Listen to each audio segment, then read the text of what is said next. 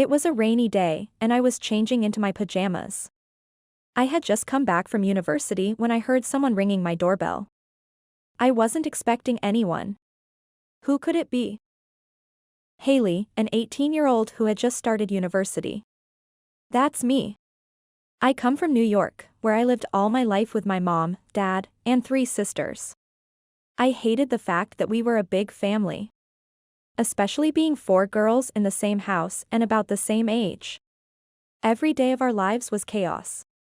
We would fight for clothes, the remote of the TV, or even worse, going to the bathroom. What kind of life is that if you can't even go to the bathroom whenever you want?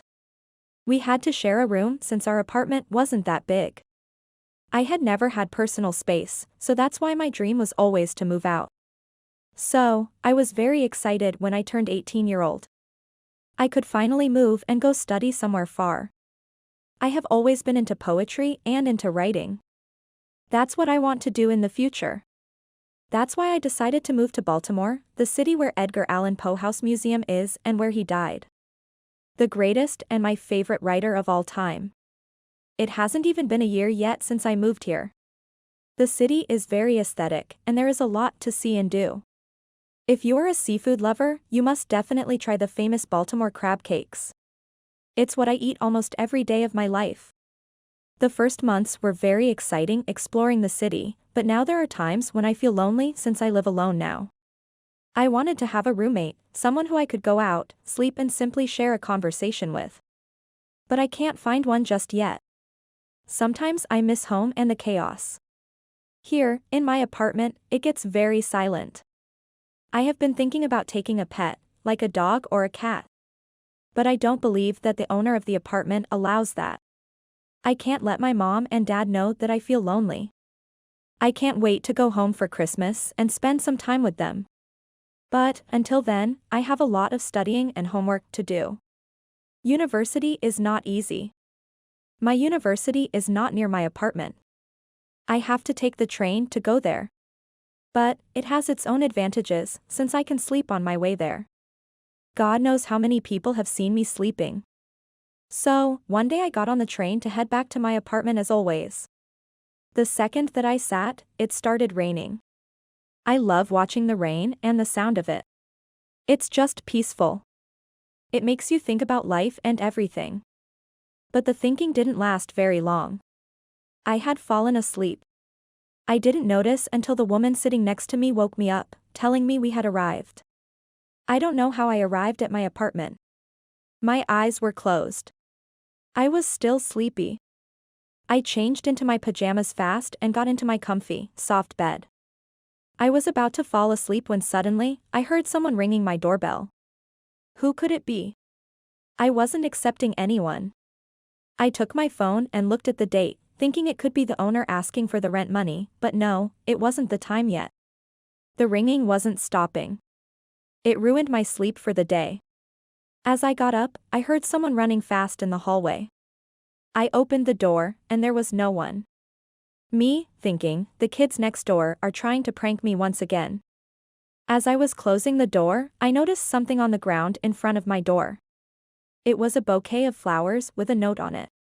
Who had brought me flowers? The first one to cross my mind was a guy at my university who talked to me recently, but he had no reason to bring me flowers. He hasn't even asked for my number. Had he been into me all this time and I didn't notice? He was the most handsome boy in the university. All the girls like him. This was weird. I took the flowers and put them inside the apartment. The flowers were so pretty. I was so in love. I took the note to see what it had written, and it said, "I wish I could see the look on your face when you saw this little surprise. Enjoy." This little surprise changed my whole day. I couldn't sleep anymore. I quickly put on the vase and the water so the flowers won't die. I let them by the window of my bed, so the light could reach the flowers. I couldn't stop looking at them. This was the first time that I had ever received flowers. But, I still had no idea who was behind all of this. I couldn't wait to go to the university the next day and see if the boy who had been talking to tell me about this. The following day had come. It was a beautiful sunny day. I went down to the coffee shop near my apartment, ordered my usual, and waited for the train. There was a smile on my face. The bartender of the coffee shop, who sees me every day, noticed that too. It's crazy what a little gesture can do. I went on the train on my way to the university. The boy I told you about always waits for me outside the university. We have classes together. He is the closest friend that I have had since I moved here. And there he was that day too. Waiting for me. Is he going to tell me that he had brought me flowers? We'll find out. We met and talked like usual. We went into our classes and even had lunch together. But the boy didn't say a word about the flowers. I couldn't be the one to ask him. I didn't want to sound desperate. That was day one of me not finding who had bought me flowers. The curiosity was killing me. I had asked the owner of the apartment and everyone who had worked in the coffee shop if they had seen anyone with flowers going up to my apartment. The answer was no. The flowers had gotten rotten and I had to throw them out. The only thing left was the note. The note. Why didn't I think about that before? I could take the note and compare it with the boy's writing I was spending time at the university. Since he was not mentioning anything, I told him that I needed some of his notes for studying. The minute I went into my apartment, I took the note in the flowers bouquet and began to compare. The handwriting wasn't even close.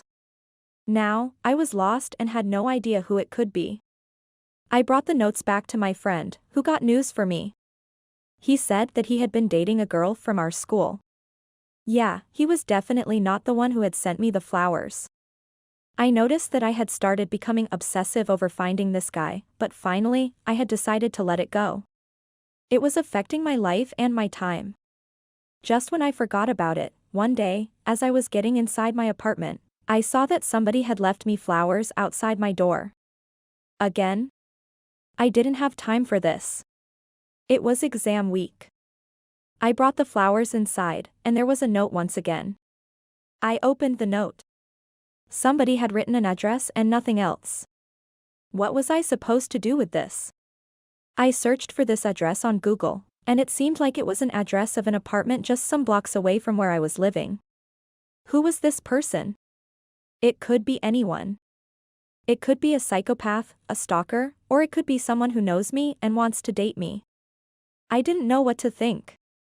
But I decided to get out of my comfort zone for once and go to this address. What do I have to lose?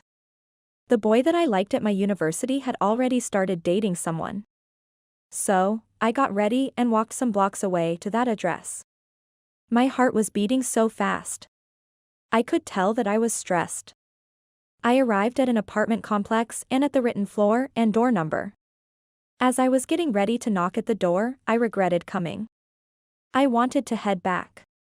But I wasn't quick as I should have been. I was standing at the door when suddenly someone opened it. A boy. He looked like he was some years older than me. He was wearing a tux and was definitely waiting for someone. Before we began to talk, I noticed that he held one of the flowers sent into my apartment. So this guy was definitely the one. But, who was he? He looked confused, seeing me, and asked me who I was. 100 thoughts were running through my mind, and I could tell that my cheeks had turned red. How come he didn't know me but sent flowers to my apartment? I explained everything, and the boy seemed to feel bad and told me that the postman must have messed up the address. The flowers weren't meant to be sent into my apartment but another girl's. This was the most embarrassing thing that had ever happened in my life. I didn't want to stay even a second longer there, in front of that boy. But, he felt sorry too, and insisted that I would go in and drink something. He said that it was the least that he could do. I wanted to hear the story behind those flowers, so I went into his apartment. His name was Harry, and he lived alone too. His apartment was clean and very well furnished. There was a dining table there, and it looked like Harry had cooked. There were roses and candles everywhere. I asked him, "Are you waiting for someone?" It looked like I had come in the middle of something. Harry said, "Not anymore." He told me that this dinner was supposed to be for him and his girlfriend. But, just some hours before I arrived here, they broke up. Harry said that he had found that his girlfriend had cheated on him. I felt terrible for Harry because he seemed like a lovely guy. He was about to cry while talking, then got up and began to clean the table. Harry was just a stranger, but I wanted to make him feel better. I know how it feels when someone breaks your heart. So I told him that I would eat the dinner that he had made. It shouldn't go to waste. Plus, it looked delicious. There were slices of pizza and spaghetti with meatballs. Exactly what I want. We both sat at the table and began to share pieces of our lives. Harry was from New York too and came here to study. We found out that we had a lot of things in common, except that I didn't know how to cook. Harry was an excellent cook. Hours had gone by, and we didn't realize that it had become midnight when suddenly the apartment's power went off. It was for me to head back to my apartment anyways. Harry walked me since at night the streets get dangerous. After we said goodnight, we gave each other's numbers, and from this day, we continued texting every day. Days had gone by, and there wasn't a day that we weren't meeting and spending time together. We would go by train to university and come back together. He was the friend that I never had.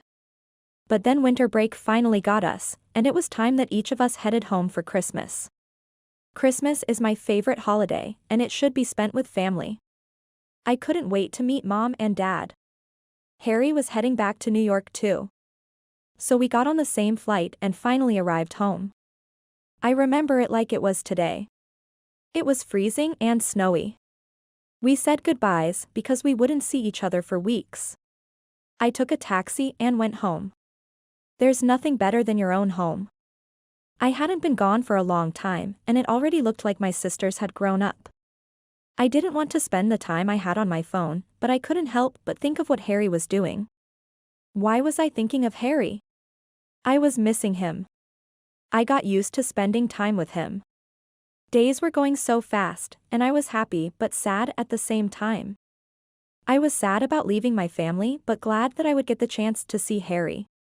One day Harry texted me and said that he missed me. Little did he know that I was missing him too. I booked my flight back to Baltimore, and I was waiting at the airport for Harry. Then, here he was. Smiling, running towards me. He was looking so good. We hugged and then shared a little kiss. Both of us were confused and decided to not talk about that. As we were on the plane, Harry thought of a brilliant idea, that we should move in together. His excuse was that we would pay less for rent, but we both knew we were catching feelings for each other. I don't know what will happen with us, but it's crazy to think how love finds you in the most unpredictable place and time. We are excited to find out what the future holds for both of us.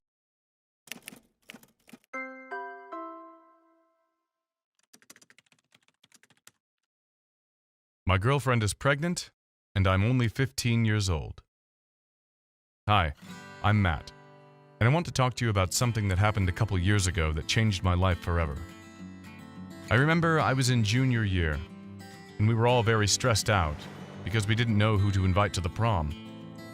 At that time, that was the most important thing. And since I was a basketball player, it was even harder because I had to pick the sexiest girl, and I was afraid of being rejected. One day during the internship, I saw a girl sitting there. She looked gorgeous and seemed not to fit in, and I knew that she was the one for me. I ended up as the worst player that day, and I thought I would die of shame. That's what brought us together. That's how she noticed me. Everything was very fast in our relationship, and we liked the same things, and we thought we were the perfect match. We kissed the first time that same afternoon, and 2 weeks later we were officially dating. I didn't know that much about sex, and I didn't really give any importance to contraceptives. This is why, more than once, we had unprotected sex. We did not believe that anything bad could happen to us, and we preferred not to think about the consequences. Of course, that was a terrible idea. 2 months after we were together for the first time, my girlfriend called me very worried, telling me that she had a pregnancy test and that was positive. I couldn't believe it. I didn't want to believe it. At first I was very annoyed. Then I got even more frightened. I wasn't prepared to be a dad. This wasn't how it should be one of the best years of my life. Things did not disappear on the next day, and I had to take care of this new situation. The hardest thing was to talk to my parents, who had a lot of plans for my life. And now all that was about to go in the garbage. Luckily, I plucked up courage and spoke to them because they immediately began to support me and no longer felt alone or lost. They explained to me all I had to do, so I finished my school year while working at night to get as much money as possible. And even though I didn't feel anything for my girlfriend, I never stopped supporting her, even when she didn't want to see me. The most troubling thing was the day she had to give birth, since this day came 2 weeks early, and I don't know if I was prepared for what was coming. All my doubts disappeared when I saw my daughter, but I realized that my life would never be the same. My classmates didn't understand my new worries, and I could no longer talk to them about the same things. I had to work and study at the same time so I could take care of my daughter. And although things did not go as expected with my girlfriend, we were good friends, with a daughter in common. Now she is my reason to become a better person every day. And although sometimes I wonder how everything would have been if this had not happened, I always think I would not change anything I have now. I grew up as a person, and now I am a good man, a good father. This was not easy for me, and I'm sure everything would have been easier if I had someone to talk to about it. That's why I invite you to subscribe to this channel and find out more stories like mine and many of us, so you won't have to feel alone.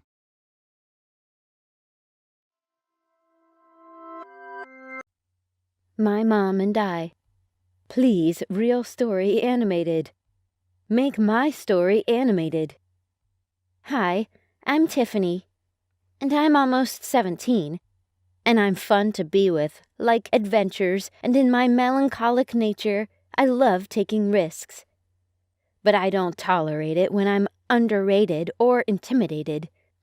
I love my parents, honestly. The open secret remains that their incompatibility is nothing good to write home about. And that's what kills my joy most times. Dad has always complained about Mom's infidelity in their marriage. The last straw that broke the camel's back was on one fateful day I was right in my room while I believed that Mom had already gone to bed. And for all we know, Dad was gone for a business trip in Australia, and we expected his arrival in 2 days' time. Suddenly, I began to hear a manly voice in Mom's room. Could Dad have come back by this time? Oh no! I called Dad's line, and his autoresponder responded that he was in a meeting. That means Dad isn't in town.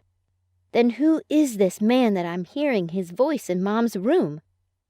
Then, in my suspense mood, I drew nearer to Mom's door to hear this voice better, and lo, it was the black bug guy I normally see Mom drop off whenever she came to pick me up from school.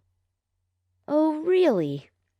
I guess she decided to bring this big guy, Mr. Frank, home tonight, because the dad isn't at home. I can hear the romantic voices and actions, unlike Dad, who isn't perfectly romantic. I started peeping through the door handle. I could not believe my eyes. As cool as the evening was, Mom's body was so inviting to Mr. Frank that he couldn't hold his emotions anymore. And then he made a move towards her. Suddenly, they were already floating on the cloud, gazing into each other's eyes. Frank gently pulls her so close to his daring heart, hoping they do not part ways even for a second. As Mom wrapped in his arms, imagining them taking a journey into time together, breathing passionate words of love into his ears. Like a bolt from the blues, his fingertips stroke softly throughout her hair with such divine affection and care. Frank's body, creating heat of passion, building within, emitting vibes that erupt deep down her gentle soul, and wrap her in his arms, imagining eternity. As he felt the smoothness of her skin, his mind fantasized as their bodies interlocked in the sea of emotions, creating much energy and passion, heating up deep down their souls. The response was too real for Mom to believe this is happening to him. I can see that from Mom's body language. She softly said to him, "Frankie, come and be lost within me forever. I feel myself being a part of you from the onset. That I dragged you into the car has been all about Frank inside my mind, and the seconds fleet into minutes, minutes ticking into hours, and the hours clicking into eternity. It's just a fantasy with such a wonderful design as we both float downstream to where we could be." He kissed her so passionately, holding out dreams of daring chances as I feel like flying on angel's wings with you. Frank whispered to her succulent ears, just as the cool morning breeze gathers where shadows will be at sunrise. He held her hands with lips locked in unison until they stroll into the path of scented bliss, till the dream ends in the terrestrial sky before the cock crows. Oh my goodness, I realize that I've actually been stooping all night in front of Mom's door, following every bit of their moves. I was lucky enough.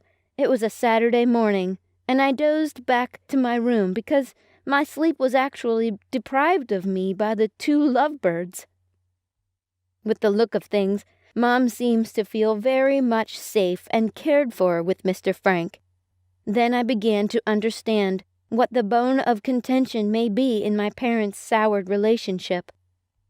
Mom really needed a man to care for her and treat her like a queen she is, and not business conference today, business meeting tomorrow. That fateful Saturday morning, I was woken up by the shouts and voices of grievances and anger. And I heard my dad's voice very clear, roaring like a lion, just as usual whenever he is scolding at Mom.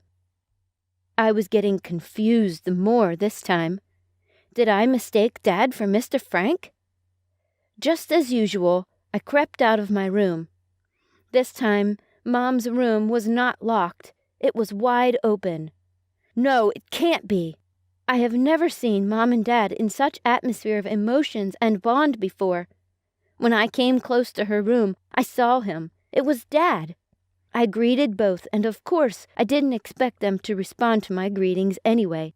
They continued in exchanging words. Then I knew there is a fire on the mountain because Dad came back with an early morning flight. He said on getting to Australia, the meeting was held in a jiffy, and he had to make his way back to the state. Then I heard Mom screaming, "Go, go, go! I'm tired and fed up with all these. It's over between us." That was how Mom and Dad got separated. Then, according to the law, I live with my mom till date, believing that someday a miracle will happen and both of them will come together again. However, I love my parents. I just needed more. More care, more attention, more love, and more togetherness. Sincerely, when I see other kids together with their parents go on vacations, shopping, sports, and all that, I feel jealous. During my 16th birthday, I wished I could get all I wanted in my parents. The atmosphere was smiling at me as I blow out the candlesticks, standing in front of a gigantic cake with my both parents standing beside me. One on the left and one on the right, and then they both handed over something wrapped in a gift bag.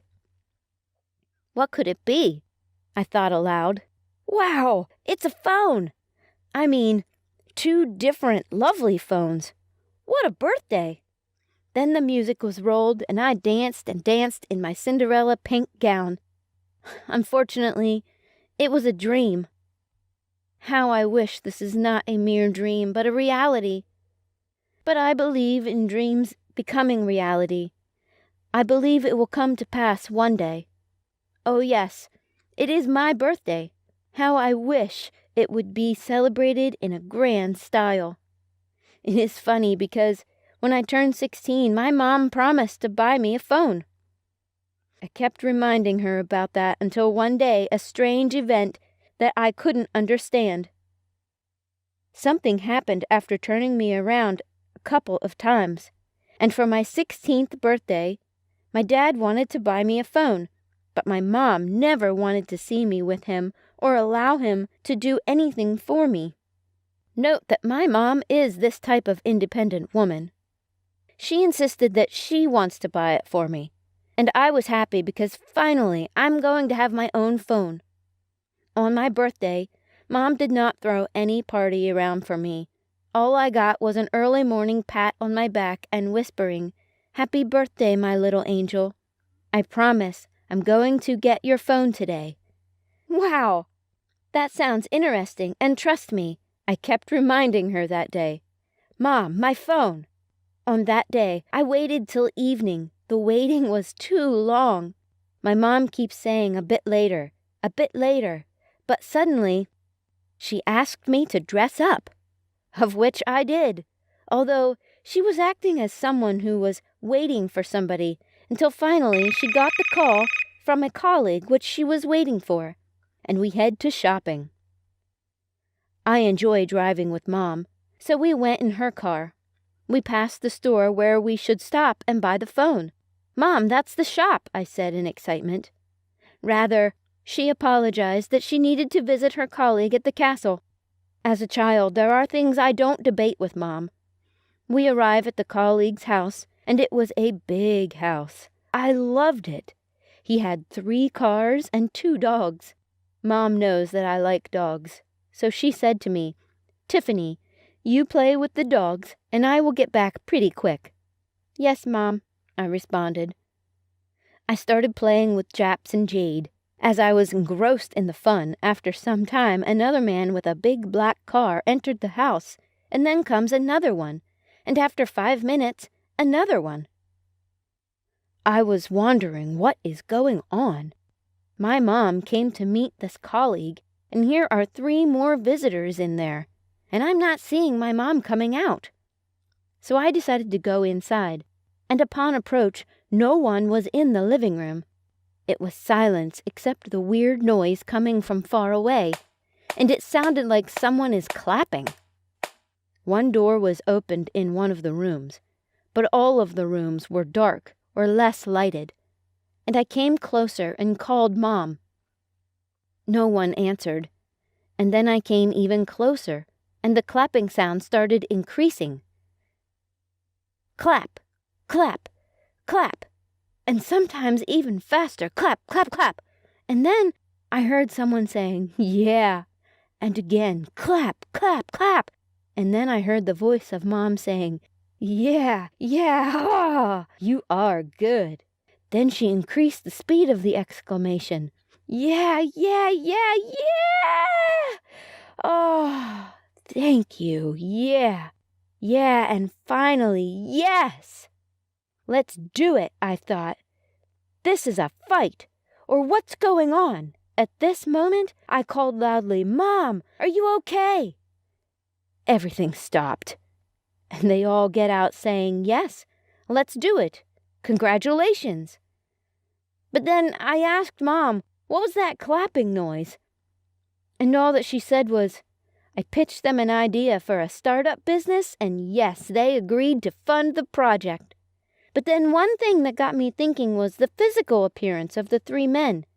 They were sweating profusely, looking like men that just engaged on a physical combat, sapped of all their energy with this post-ejaculation, their minds numbed down, tired, and walking slowly, gulping down some drink. Immediately we went to the store, but while we were going, I asked her what were those weird noises, and she said it was nothing serious. They were all excited. And yes, I know she was excited because when she got out from that room, she was a bit reddish in her face somehow, and her voice was cracky, because she really shouted so much. My mom also told me not to discuss what happened with anyone for any reason. I knew she was warning me about this because of my dad. He calls me every 2 days to know what's happening around Mom, and she also told me that this need to be kept secret forever. Forever? Why is she holding this event so tight? For me, I see no big deal in it. Oh, but I will adhere to her instructions. With my sense of curiosity, I also asked her, why are all her colleagues men? There is no other female amongst them except you. She responded that they couldn't make it that day, but would come in the next meeting. I'm glad that finally my mom is happy, and she's going to make her dream come true. And I've got a new phone. But what was weird is that my mom never started that business, and now we are almost 1 year from there. This also means that my phone is 1 year old too. But I hope she will buy me a new one when I turn 17 next week. What do you guys think? What should I do so my mom will buy me a new phone? Please, like this video if you think it was not a business consultation. And leave a comment if you think it was something else going on. Hi, I'm Emma, and I live in a small city where people are not too much because I love to live a low-key life, and I so much love keeping to myself. My parents complained several times about this type of attitude that I've cultivated, but that's just me. So as time goes on, they have to take me for who I am. So they already know the type of girl I am, so they always let me be at all time. I'm so much quiet and reserved. I'm not the type of person who likes games or do too much on the daily activities. But I like reading novels and watching a lot of movies, especially comedy movies, because since I already choose to keep to myself, I have to find a means of catching fun by myself. I attend a high school class where students have the choice to do what they like and want. Whenever I'm in class, I'm always reserved and quiet, always. But I do have friends who always love to force words out of my mouth whenever they are around me. I love going to school every day, if not for anything but for the sake of seeing my friends, because I will surely talk whenever I'm around them. On this beautiful morning when I got to class, I noticed a letter was dropped inside my locker, which was so unusual. I decided to open the letter after the class, but while the teacher was in class teaching, all my mind was on was the letter that was dropped inside my locker. Immediately when the teacher left the class, I opened it, and what I discovered was a love letter, which I did not know who dropped it there. I tried to pay so much attention to every guy I came in contact with in class so as to get who dropped the letter, but it was not too available. After a long period of staying in class during the break hour, my friends came to my seat to meet me, and then they all said we should go outside to get something. On our way out, some guys came our way, and trying to get our attention at first, I looked at all of them, thinking maybe it might be one of them that cultivated the habit of dropping the sticky note inside my locker. But with all their facial expressions, I don't think any of them can do such. They tried stopping us, not moving any step out of there, and all we just have to do is to comply. But all of a sudden, a teacher decided to come our way. Then immediately they noticed that the teacher was coming our way. They all left instantly, and we proceeded in getting what we wanted to go by. I told my friends about the sticky note I discovered inside my locker that morning, and they all laughed at me, saying maybe a guy has been stalking me all this while. They then said that one of us should try coming to school very early so that the guy can be caught. But that guy that dropped the sticky note is just too smart and expert. We tried for days, but we could not get the guy, so I told the ladies to forget the issue, that I'm very sure that one day he will surely reveal his identity. As time goes on, it became a regular routine.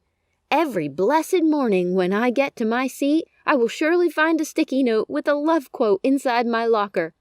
At some point, I got annoyed and frustrated, but there's no point yelling because I did not know who was doing such a thing.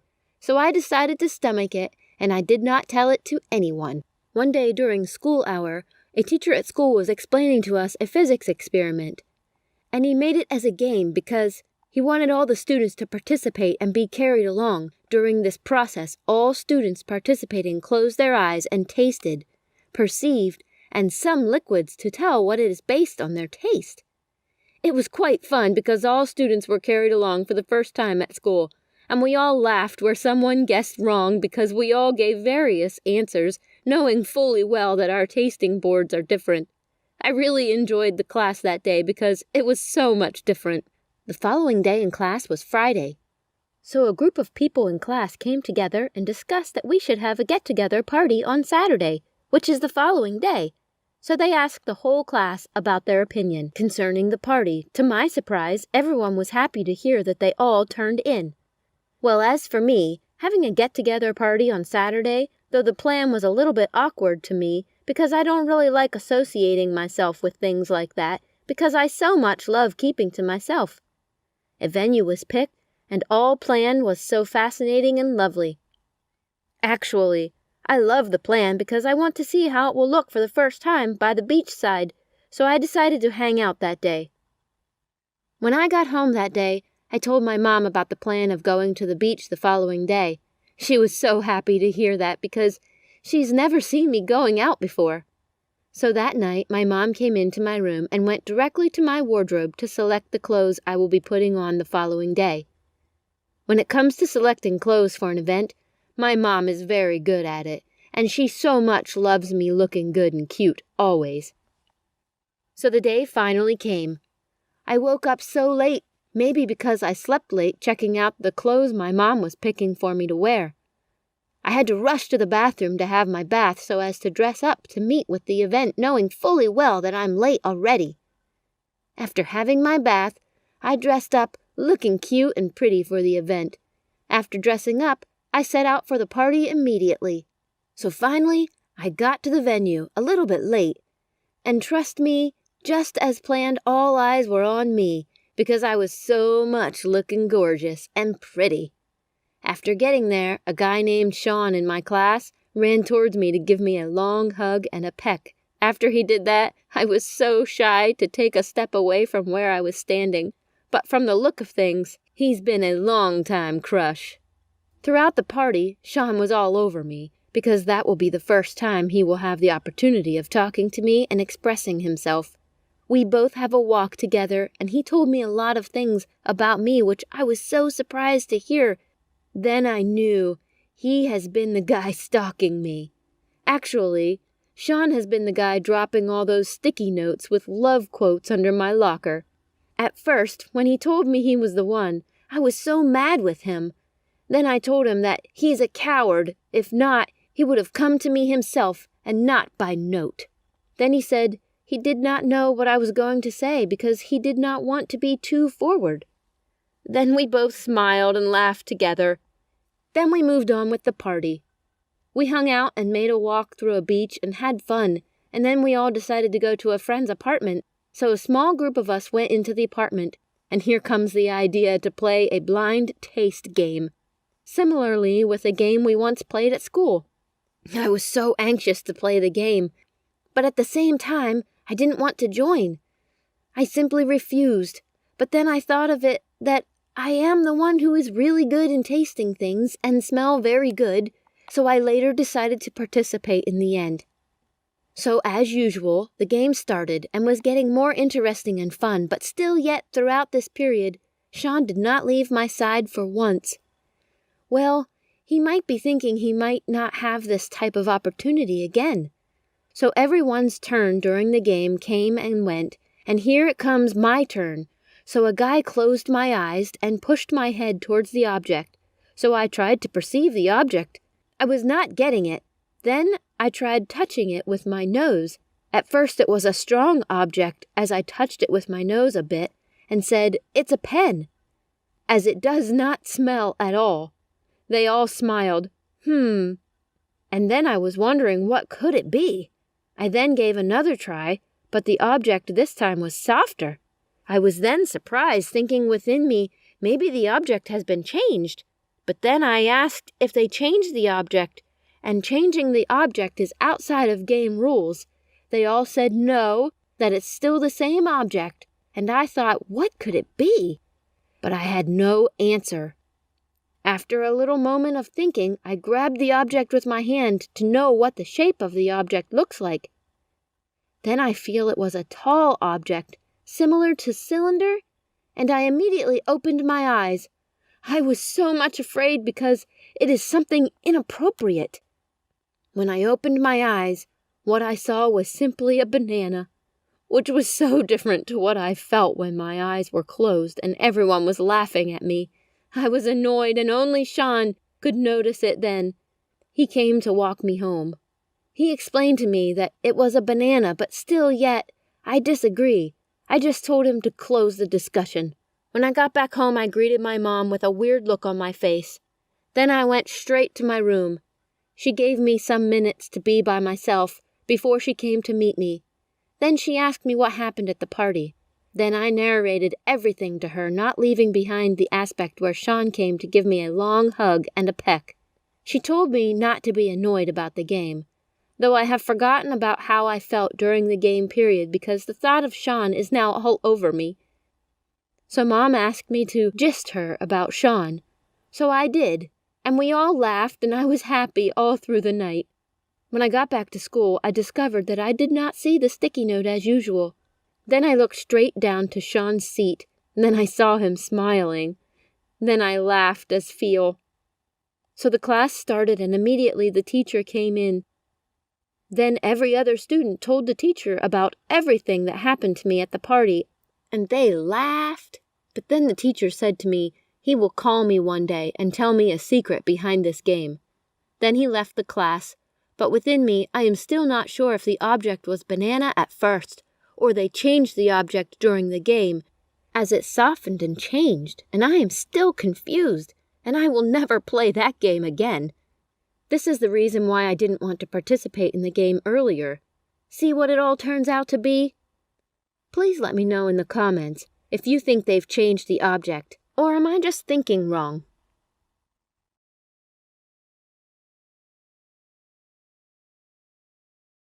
I am Maria, a teenager who had just gone back from the last day of school. Summer break had officially started. It is the beginning of my freedom. I'm sick and tired of getting up early every morning. So I put the sign outside of the door of my room. Don't disturb me. I wanted to enjoy my first day off as much as I could. I put on the curtains so not a single ray of sunshine comes into my room. And yes, I am that type of person that puts airplane on my phone. So no text. No call could ever disturb me. I've had a cooling fan in my room because it would get so hot, but it didn't make a difference. The hotness of the room was almost destroying my peace. I've had my eyes closed, but I could still feel the sun getting in my face. Had my sister come to my room again and put the curtains up. Then, suddenly, someone splashes some drops of water on my face. I thought it was definitely my sister, and she was trying to prank me. But I could feel deep inside me that I wasn't in the mood for jokes and playing around. I just wanted to sleep 5 more minutes. But then, the drops of water were frequented. I could hear the sound of the water, too, like my whole room was filled with water. Had I forgotten the water in my bathroom? I took a shower just yesterday. Finally, I decided to wake up. Apparently, the universe doesn't want me to get a full sleep. I could barely see. The sun was in my eyes. The room had gotten so bright. After times of rubbing my eyes, my body seemed to feel like it was moving. What was happening to me? You would never guess what I witnessed next. I opened my eyes and noticed that I was on a little piece of wood in the middle of the ocean. I was shocked and fell into the depth of the sea. This woke me up but scared me at the same time. Thank God, I am a good swimmer. I got out of the water so fast and returned on that little piece of wood. A million questions were running through my mind. How did I end up here? Was I on a family vacation and my boat crashed? Did I lose my memory? Because the last thing I remember was falling asleep in my own bedroom. I sat on that little piece of wood,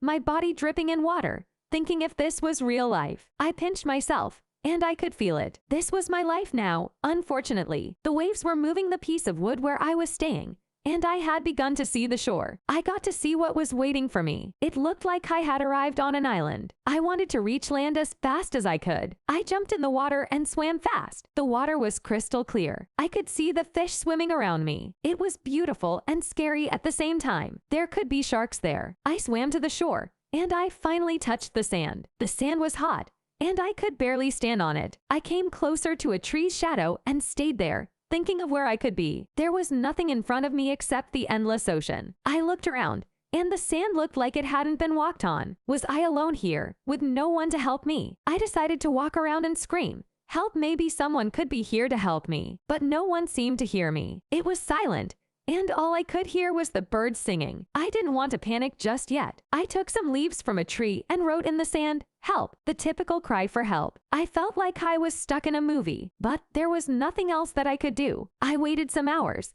and no human, no help showed up. I had already had no energy left inside of me. I was getting hungry and thirsty. There was a big forest behind me. It had a lot of trees, and it looked dangerous. God knows what kind of wild animals can be there. But if I don't go into that forest and find something to eat, I'd starve. So I went in, even though I was scared. The trees had made shadows, and it wasn't that hot anymore. Luckily, the trees were full of fruits. I grabbed some bananas and ate them, wishing that I could be eating a cheesy burger. There was nothing left for me to do except waiting. I must have waited for a long time and fell asleep unintentionally. The rain had woken me up. The sky had gone darker, and the waves were making noises. It looked like a big storm was on its way. I tried to stay under the tree, but the rain still made me wet. I tried to make a little shelter, but it had gotten so dark, and I had begun to not be able to see. The only light that was coming was from the big, full moon. But that wasn't enough. I had run off time,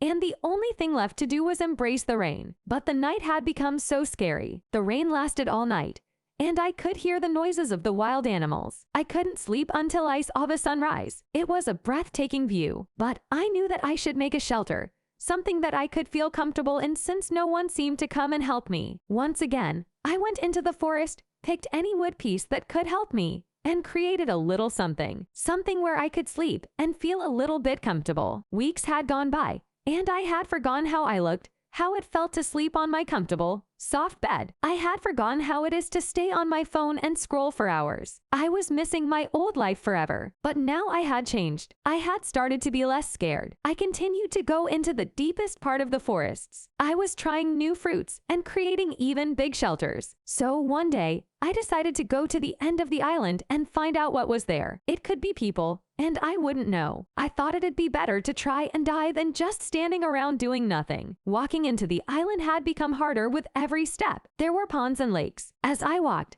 looking left and right, a group of little monkeys passed my way. I had never been that close to a monkey before. They were harmless and very curious. They would touch my body and hair. But it got me thinking, if there were monkeys, there could be any other wild animal. As I wanted to get back to my place, my little shelter, I heard something, a burst of laughter. Had I gone crazy and was hearing voices? It was definitely the sound of a girl laughing. I stopped walking for a minute in silence so I could hear better. Yes, I was definitely going crazy. There was no one. Just when I wanted to continue my journey, I heard someone yelling in a fun way again. I decided to follow the voice when suddenly I saw a house, a tiny wooden house. No one was there, and I couldn't hear that voice anymore. I decided to come closer to the house and see if there was someone there. There were some woods outside, and it looked like just some hours before someone had burned them and made a fire. So someone was definitely living in that house. I was happy. I opened the door. There was a bed, some food, and some wooden spears. Spears? What if a cannibal lived in that house? Maybe I was better alone. As I began to walk back, the monkey group had come back, running tree by tree. But this time, they were not alone. There was a girl, a human of the same age as me. Her hair was long, and her body was tanned. The girl was running around with the monkeys. She didn't notice me, so I hid and just stared at her. Who was she? As I was looking from the far, afraid to approach her, one of the monkeys came closer to me. The monkey seemed like it was calling me and wanting to play with me. It wouldn't stop making noises. I was scared because now the girl would notice me. The girl looked worried about the monkey's reaction and walked toward me. Then she saw me. The girl screamed and got scared, but I began talking and telling her that I wasn't a threat. The girl wasn't a threat either. She hugged me and started laughing. She thought that help had come, and I would save her from this island. Little did she know that I was in the same situation as her. We sat on the ground and began to tell our side of the story as the monkeys were running through our heads. The girl said that she was only 15 years when she got here. It had been years of being stuck on this island. The girl said that she was on a family vacation when all of a sudden their boat got sunken, and she was the only one that was left alive. The girl said that she had tried everything but could never escape. Her name was Lily, but at least now we were together in this. How good it felt being able to talk to someone. We decided that we would stay together from that moment and never get separated. We agreed that it was better to stay in the shelter that she had created since it was better. The girl said that there were many monkeys in that area that she made friends. Monkeys can be a great help if an animal tries to attack us. Our lives had become easier. We had a very good time together, exploring the wild places and collecting fruits. We would find waterfalls and swim there all day. Our favorite part of the day was when we would start a fire and tell stories of our own experiences. But we never forgot about the place where we both came from, New York. The people, the chaos, everything. As much as we loved the island, we both knew that we didn't belong there. It had been months since we had planned for the perfect getaway. We wanted to create a boat, a tiny wooden boat that could stay on the surface of the water, a boat that could take us some miles away. We planned on swimming on our own, too, just to see if there was any nearby land from where we were staying. And that's what we did. We got ready, took some food with us, and said goodbye to the place we were staying and all the monkeys. The monkeys followed us until we got our feet into the water. This was the final try to determine whether we would ever get away from this place or not. The girl was feeling scared, but we held our hands and jumped in the water, and everything turned dark. I opened my eyes, thinking that I was drowning, but I noticed that I was in my room, in my own bed. I was covered in sweat. This was all a dream. Why did it feel so real? Since how many hours had I been sleeping? I woke up feeling weird. My whole family had been up. I could hear them from my room. I brushed my teeth and decided to go to the living room. Mom, Dad, and all of my siblings were there. They were planning on where we would go next for our summer vacation. Everyone was talking and saying their own opinion, but I couldn't help but think of my dream. I had begun to eat. The TV was on, but my dad had put the news on as always. Boring. But something caught my attention. There was a story about a girl missing for years, and that day marked her anniversary of missing. Who was this girl? I looked up at the TV and saw the exact girl I'd seen in my dreams. The news was saying that she got lost in a boat accident. My body was full of goosebumps. I couldn't believe my eyes. Mom and Dad were asking if I was all right. Do I tell anyone about my dream? Do I go looking for this girl? Is this just a coincidence? I like my name, Mira. It is short yet beautiful. It was my mom's idea. Mom has always been creative. She is an art teacher. But, Dad, on the other hand, it's the opposite of Mom. He had worked all his life as a lawyer. They still try their best to understand each other's world. We all live together in one of the most beautiful cities, Pristina. Pristina has my heart and soul. The city makes me feel less lonely because I have all my friends here. Unfortunately, I don't have a sister, but I have two bigger brothers. My brothers are married, and they all live in their own houses with their wives. But, when we were younger, they made my life miserable. You know how brothers are and how they try to be protective over their sisters. I was never allowed to do anything that I wanted. I had a curfew, and it wasn't ruled by Mom and Dad. It was by my brothers. I was not allowed to wear shorts or anything that my brothers might have found provocative, but now I am almost 18-year-old. I am a grown woman who can do whatever I want. I have just started my last year of high school here in Sami Frasheri. I am almost done. Everyone says that the years of high school are the best years of your life. I can't say that it's true. I had a good time, sure, but it was nothing special. I am not going to miss anything from it, except my two very best friends.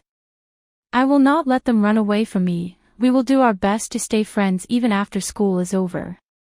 Just when I thought that I was glad that school was over, my eye caught something. A boy.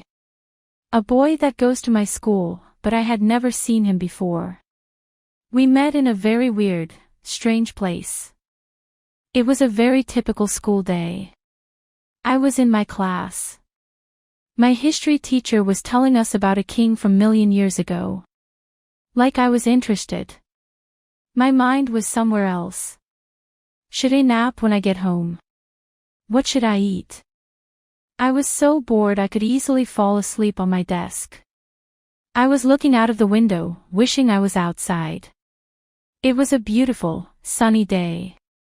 I was looking at my phone every minute, but the clock didn't seem to move at all. I had enough. I just needed to get outside of the class, even if it was for a minute. Can I go to the bathroom, quick? I said. I went outside of the class, walking slowly so the time could go faster. I tried to go to the girls' bathroom, but the door couldn't open. I tried, and tried, but nothing. No one was there to help me, it was so quiet. But, since nobody was there, I could go in the boys' bathroom, even though I am pretty sure it is even more disgusting there. But, it'd be quick. That's what I thought. I went there and opened one of the doors. It was a boy, and he was smoking a cigarette. He got scared when he saw me, he thought that I was someone else. How awkward, I told him what happened and why I was there. He said that he was bored too and handed me a cigarette. I don't even smoke, but I took it since I got nothing better to do. His name was Roni. I don't know if that's his full name, but that's what he said. He was so tall and had curly black hair. His smile was contagious. Weird how we hadn't seen each other before, after all those years. But, I'm glad that we met that day, I could tell that we had so much in common. That day I went home thinking and hoping that he would text me. But, I didn't know that when I'd arrive home, my life would change forever. Mom and Dad were there, waiting for me. Mom was cooking dinner, we had spaghetti that day. My favorite. Dad was already sitting at the dining table, and he was just giggling looking at me weirdly. I was too tired and hungry. I didn't give him too much attention. We all sat there and were ready to eat. They couldn't stop staring at me, so I asked what was going on. They had some news. They said they know someone whose son is looking to get into a relationship. Mom says that they are a very good family and a wealthy one. They come from Germany. Apparently, this boy had looked at my pics and liked me. But I didn't want a relationship, to get married or anything, I was too young, plus I had a new crush now. I couldn't tell them that I met someone that I might like today. I wanted to see how he at least looked, but Mom didn't have any pics. I kept saying no to Mom and Dad, but they said they had already arranged it, and it would be wrong if I didn't at least go on a date with that guy. Mom said that I should give him a chance. She said that the boy will come for the winter vacation in Kosovo in 2 weeks and will be accepting to see me. I said yes, thinking that Mom would forget all about this in 2 weeks. Those 2 weeks, I would always see Roni at school, and we would always share a smile and eye contact. One day, he asked me to eat lunch with him. It was just the two of us. His eyes were telling me stuff that his mouth didn't. I could see it in his eyes that he liked me.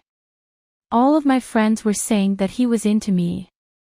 But, he would never text me, and he still hadn't followed me on my socials. Plus, now we will be some weeks off from school, and I will not be able to see him at all. How will I get in touch with him? I can't be the first one to text. I had almost forgotten about that boy from Germany that Mom had told me until she said that the boy had asked to meet one day. I didn't want to go at all, but since Mom insisted, I decided to go. I was getting ready in my room, thinking about what is Roni doing at that moment. I was not used to this, boys not texting to me immediately. He was different. I was deep in my thoughts when Mom's voice took me back in reality and told me that the boy had come to pick me up. I went out of my room, not showing any emotions. She said, "Cheer up." I went outside, and there was a very expensive car. I went in, and the boy was there. He was a little bit chubby and had blonde hair. He had put on so much perfume I could barely stand. He was shy. I was shy too. I didn't even know his name. It was awkward at first, but little by little, we started talking. His name was Trim, and he was 3 years older than me. I noticed that he had a weird accent because he doesn't come as often in Kosovo. We decided to go to a place in the middle of the city called Verendeimer. It was the middle of the winter, and it was so cold. But, there, you can order warm drinks. I ordered a warm wine. This way, I didn't feel as cold. We were standing and just talking around, but I couldn't stop but stare at his outfit. He had worn tight white jeans with some white sneakers. Who wears that in the middle of winter? My weather app was telling me that it was going to snow anytime. His fingers were full of rings, and he had a thick gold necklace on his neck. But I don't care about his outfit, I don't want to judge him. I mean, everyone has their own style and preferences. But then I noticed something even stranger. He had plucked his eyebrows. His eyebrows were more beautiful than mine. His skin was glowing. Man, he was even prettier than me. I was jealous. He was a great guy, but he wasn't my type. I want a man that looks like a man. Alright, it's cool if you take care of yourself, but you should know when enough is enough. The date was over, and as long as I went home, he texted me. But I didn't want to talk with him. How do I tell him this? My mom and dad were dying to see how the date went, but I told them that I didn't like him. But Trim's mom had called mom and told her that we were called for dinner at their house the next day. Our families are just making things even more complicated. I decided to go for dinner, but they didn't know that I was always thinking of someone else, Roni. I had been stalking his profile for days now. But he doesn't post so much. I was happy that school was going to start in 2 days, this way, I'd see him more often. I was never excited about school, but now I had a reason. We went to dinner, and Trimi's mother was always hugging and kissing me, calling me my daughter. Why was she calling me her daughter? I didn't want that. They even bought me a gift. I felt like I had just gotten married, and when we went home, I told mom and dad that I didn't want that. I said that I just needed some more time to think. But, in reality, I didn't need time to think. I had made my mind up. I didn't like that boy. I was just waiting to go back to school, see Roni, and see if he would finally make his first move. Winter vacation was finally over, and I was happy to be back in school. I woke up early and got ready. I went to school and was searching for his face in the crowd. I didn't see him all day. Then, on my lunch break, I opened my fake Instagram account to see where Roni was. He had posted a story. How exciting. I was full of curiosity, and I clicked on it within seconds. But I wish that I didn't click on it at all. He had posted a selfie, but not just any selfie.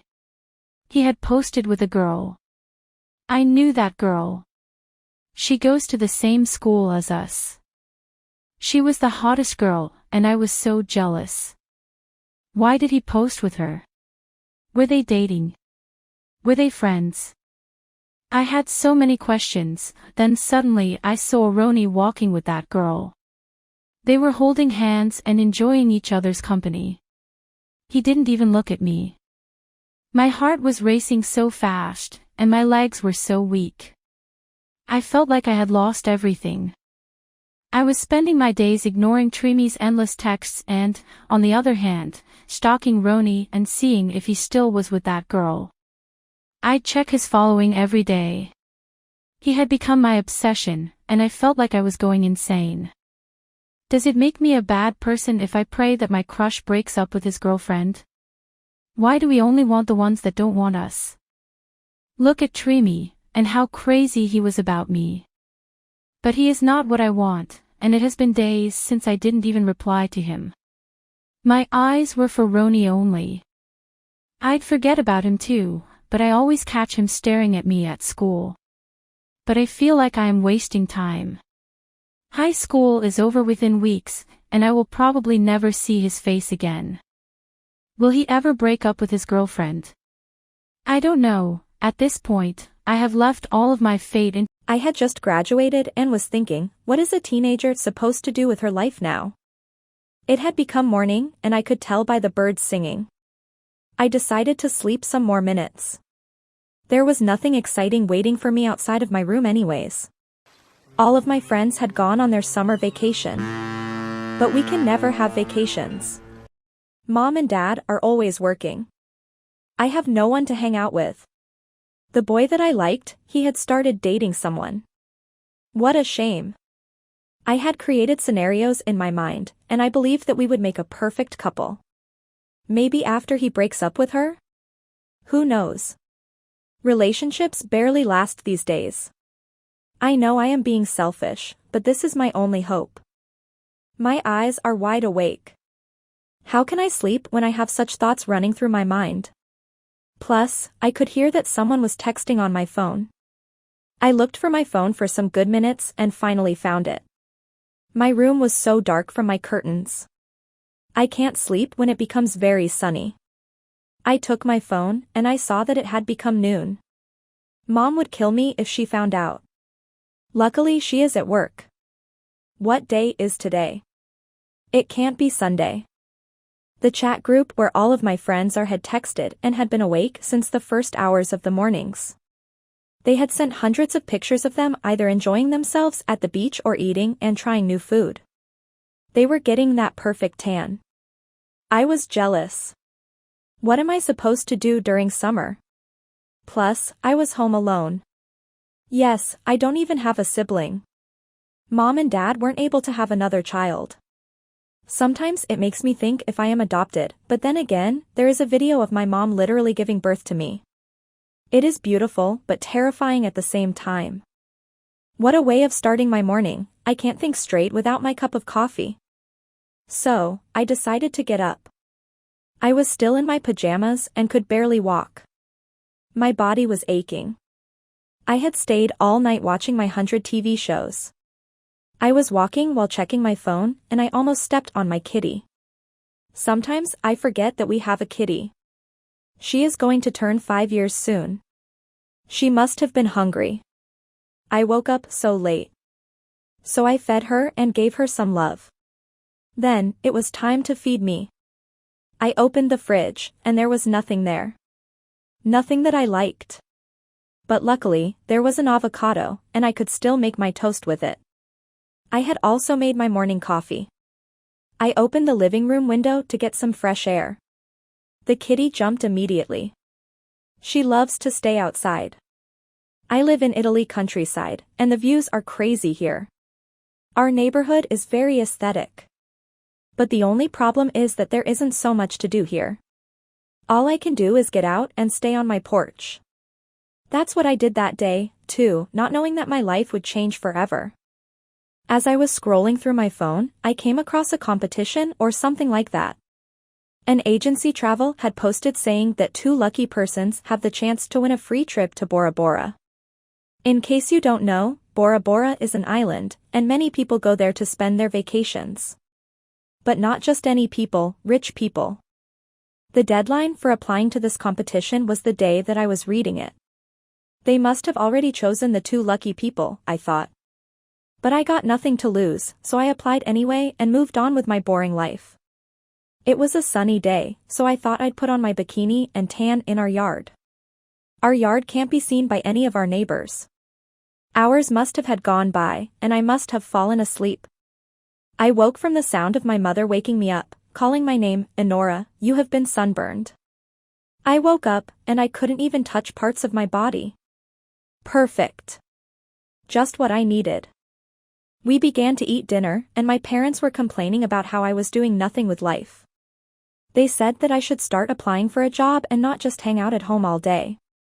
They don't understand that I want a job, but I haven't found the right one. I couldn't have dinner anymore, so I decided to go to my safe space, my room. There, nowhere judges me. The kitty followed me, so at least I wasn't alone. She was staring at me like she could sense that deep inside, I was sad. And what is the best thing to do when you're feeling sad? Clean. At least that's what I do. I clean my room, so I could somehow clean my thoughts too. I cleaned and folded my clothes, then through the window, I noticed that it had become dark. Another day had gone, just like that. I jumped into my bed. I had already had my pajamas on. I took my laptop and watched whatever I had paused the other night. I waited till I couldn't hear a noise and then went to the living room and took some snacks with me. This is a perfect night for me. This is what I enjoy the most. I had fallen asleep without noticing. Someone was texting me non-stop. it was 7 a.m. or something like this. What could have happened? Were Mom and Dad calling me so I could wake up early and have my life on the right track? I tried to ignore it, but it was not letting me sleep. So, I took the phone in my hands with my eyes closed, figuring out what was happening. A lot of people had texted me. My heart skipped a beat, thinking that something terrible had happened. But, it turned out to be something completely different. The beginning of something beautiful. There were a few emails from that travel agency, and they had told me that I was one of the people that had won the trip to Bora Bora. I couldn't believe my eyes. As I was reading the long email, a number called me. It was the agency telling me the details. They said I should be ready tonight after midnight because that's when the plane will take off. What will Mom and Dad think about this? They would let me go, right? But, Mom and Dad would be home after some hours, and I didn't want to tell them the news over the phone. So, I was just walking around the house, thinking of what I should do. When did I ever get this lucky? I couldn't sleep anymore, even though it was 8 a.m. I wanted to think positively and started getting ready for the trip. It took me a while to get my suitcase ready. It was a 3-day trip. I didn't want to miss anything that I would need. Then, I went outside our door, to the porch, barefoot, waiting for Mom and Dad. Mom and Dad work together, so they always come home simultaneously. Finally, I saw my parents' car pulled over in the neighborhood. They were home finally. I walked towards the door, not caring that I was barefoot. I was exciting, talking like a kid, telling them that I had won a free trip to Bora Bora. But, I didn't get the response that I was hoping for. Like every parent, even Mom and Dad had a million questions. Who was I gonna go with? How do we know that this was not a lie? How can you win a free trip this easily? Mom and Dad said they would not let me go unless they talked to agency travel. How embarrassing. They were acting like I was a kid. But, if that's what it takes, then all right. They talked for hours with the agency, and Mom and Dad trusted them. So, just like that, my whole summer began to change for the better. Now I had a flight to catch. Mom and Dad drove me there and made me promise that I'd be texting them every day. And just like that, I got into the plane, wondering who the other person that had also won the trip was. After some hours, I arrived where I was supposed to be. The agency said that a man would have a letter with my name and take care of the person who had won the trip and me. I got off the plane, and I immediately noticed my name on the letter. The man seemed nice and congratulated me for winning the trip. The man said that we couldn't go without the other person who had won the trip. So, we waited for some minutes. Now, the man was holding the name of a boy, Lucas. It was a very hot day, and all I wanted to do was get into a very cold pool and relax. Then, a tall, French boy of the same age as me approached us. We shared eye contact. He was the other person who had won the trip. The man from the agency called us, Shamrock, saying that we were lucky for winning this and that we would have the time of our lives. We got into a car ride for about 20 minutes, till we arrived at our rooms. The boy, Lucas, seemed to be very friendly and was smiling. He had a camera with him and said he had a YouTube channel where he posted all of his adventures. He seemed like an exciting guy. Then, we arrived to paradise. The beach was so clean, and the views were crazy. There weren't many people, just what I liked. The man followed us to our rooms and gave us just one key. We were confused. Then, the man explained that the people who won the trip were supposed to sleep in the same room. The agency never mentioned this before, and we didn't know what to do. How could I share a room with a stranger in a different country? But, the boy, Lucas, made me feel safe and said that we had to grab this opportunity no matter what. He insisted that he would be the one to sleep in the bathroom. And that's how we settled it.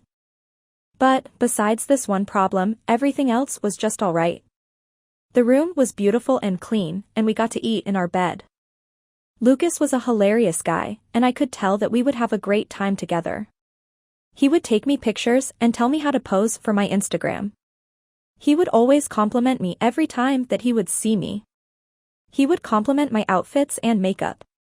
There were times when it was awkward. We would be in complete silence. But a girl and a boy can be friends, right? We didn't hang out together as much on the first day, but the other days differed.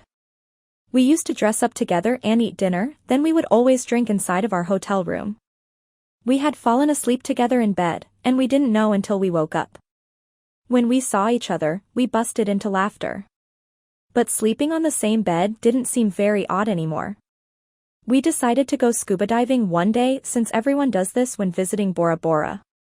Life under the sea was beautiful and scary at the same time. We got the chance to see a lot of sea creatures. But then, we realized that it had begun to rain. We had to get out of the water. We went by a big tree and stayed there until the rain stopped. He gave me one of the shirts that he had in his handbag, and then, suddenly, Lucas came close to me and kissed me. I don't know why I didn't push him. I let him kiss me. That's when I realized that I might like Lucas. Lucas said he had wanted to kiss me since the first time he saw me. We went to our hotel room without saying a word. Why did we have to kiss when we both knew we had to fly back home the next day? Lucas lived in France, and I in Italy. There was no way how this could work. We both fell asleep thinking about this. But, unfortunately, the day for us to come back home arrived. But we have made a promise to each other. We promised that we would text and write letters to each other every day. And that's what we did. It had been months since the last time I saw Lucas, but we have always been in touch during those months. I am writing on the plane because I am on my way to France to see Lucas and meet his family. I have never been to France before, and I am very exciting. It's true when they say that love is found in the most unexpected place and times. The man that worked on the agency that called us Shamrock was right. We had become the luckiest people in the world. Mia, a 16-year-old girl living in the middle of the heart of San Diego. That's who I am. Recently, my friends and I witnessed something extraordinary and wanted to share it with whoever is reading this story. Are you ready? I have just started high school here, in the biggest fashion academy in San Diego. I feel like I can finally pursue my dreams. This is just the beginning. I have always wanted to be a fashion designer. I have always been obsessed with creating new outfits out of nowhere. Mom hates it when I make my room a mess, but she won't hate it anymore when I become a millionaire. Sometimes I just want to move out and live alone. But unfortunately, I live with Mom, Dad, and my two bigger sisters. My sisters are the opposite of me. They are not into fashion, and they don't understand my world. It's hard to share a space with people who don't understand you. But, in just a few years, I will be moving out from here. Luckily, there's someone who gets me. I have two best friends I met when I started high school. We have become close in a very short period. I feel like I have known them forever. We spend a lot of time together. Our typical day goes like this: getting ready for school, arriving at school. I never thought that I'd be excited about going to school. I guess it's true when they say that you should always do whatever makes you happy. After some fun hours at school, my best friend and I always go out. There are a lot of cool spots where you can enjoy your coffee in San Diego. There are places where you can do aesthetic pictures, so we always dress up and post on Instagram. But, the most fun thing that we enjoy doing after school is going to thrift shops. There are hundreds of thrift shops in San Diego. Every day we discover a new one. Do you know what a thrift shop is? It's everything you have ever dreamed of. A thrift shop is a store where you can find used clothes. It's clothes that people get tired of wearing and give other people the opportunity to wear. You can find any type of clothing there, new and vintage. I prefer vintage. I once read somewhere that you shouldn't buy thrift clothes because they could be cursed. Call me weird, but I don't believe in such things. But, this is where my story takes place, in a thrift shop. My friends and I thought it would be a day like the others. Going there and spending hours trying clothes. Then, I came across an oversized, black leather jacket. Oversized clothes are very in for the moment, so I was happy to find it. I took it before anyone else grabbed it and ran to the changing room. It fitted perfectly. I looked at the price, and it was only $5. There was no way that I would go home without it. I went home and locked the door of my room. My mom hates it when I spend money in thrift shops, so nobody should know about this jacket. But I wanted to try it so bad and see what I could pair it with. And that's what I did. I had already found the perfect top and jeans to wear with the jacket. I couldn't wait to go to school the following day. I was looking for stains to determine if the jacket needed to get washed before getting worn. It looked like it was new. I was searching for the pockets. You can find a lot of stuff that people had left. There were times when I had found money. But this time, it was different. This time I had found something even more valuable than money. There was a note in the jacket pocket, and behind it, there was a picture. I took it and gave a closer look at it. There was a picture of a couple at a photo booth. They were kissing and hugging each other. They looked like they were so in love. A note said, "It was a very cold night, we could barely fit into one jacket, but we knew that our first kiss had kept us warmer than hundreds of jackets. Let's see who comes across to this note, and let's see where our love takes us after some years. Whoever is reading this, come find us." The note had a year on it, 1960, and had an address somewhere in the city that never sleeps, New York. A million questions were running through my mind. Who was this couple? Are they still alive? Should I listen to the note and bring the jacket back? Maybe it meant something to them? Could someone joke about this? As I was thinking, my mother's voice brought me to reality and called my name for dinner. But no one had to know yet until I figured out what to do. I couldn't wear the jacket the next day, but I couldn't wait to meet my friends and tell them all about this. They might know the solution to this. My friends were excited when they read the note. They believed that it would be better if all of us traveled to New York and found this couple and see what's their story. I wanted to go to New York too. I had never been to New York before. But, what will Mom and Dad say? I have the most strict parents of all of my friends. We should come up with a lie. We thought of saying to our parents that our school was organizing a trip to New York. And that's what we did.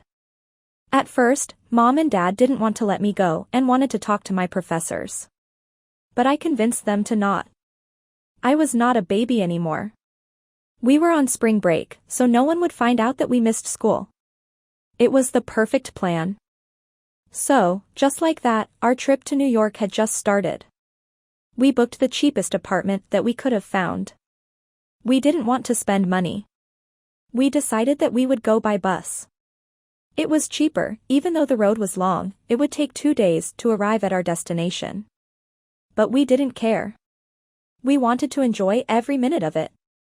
Plus, we didn't have a timeline. Just like that, we got on the bus together with the note and the jacket. There weren't many people on the bus, so my friends and I could nap a little and lay on the 2 seats. It was a long road ahead of us.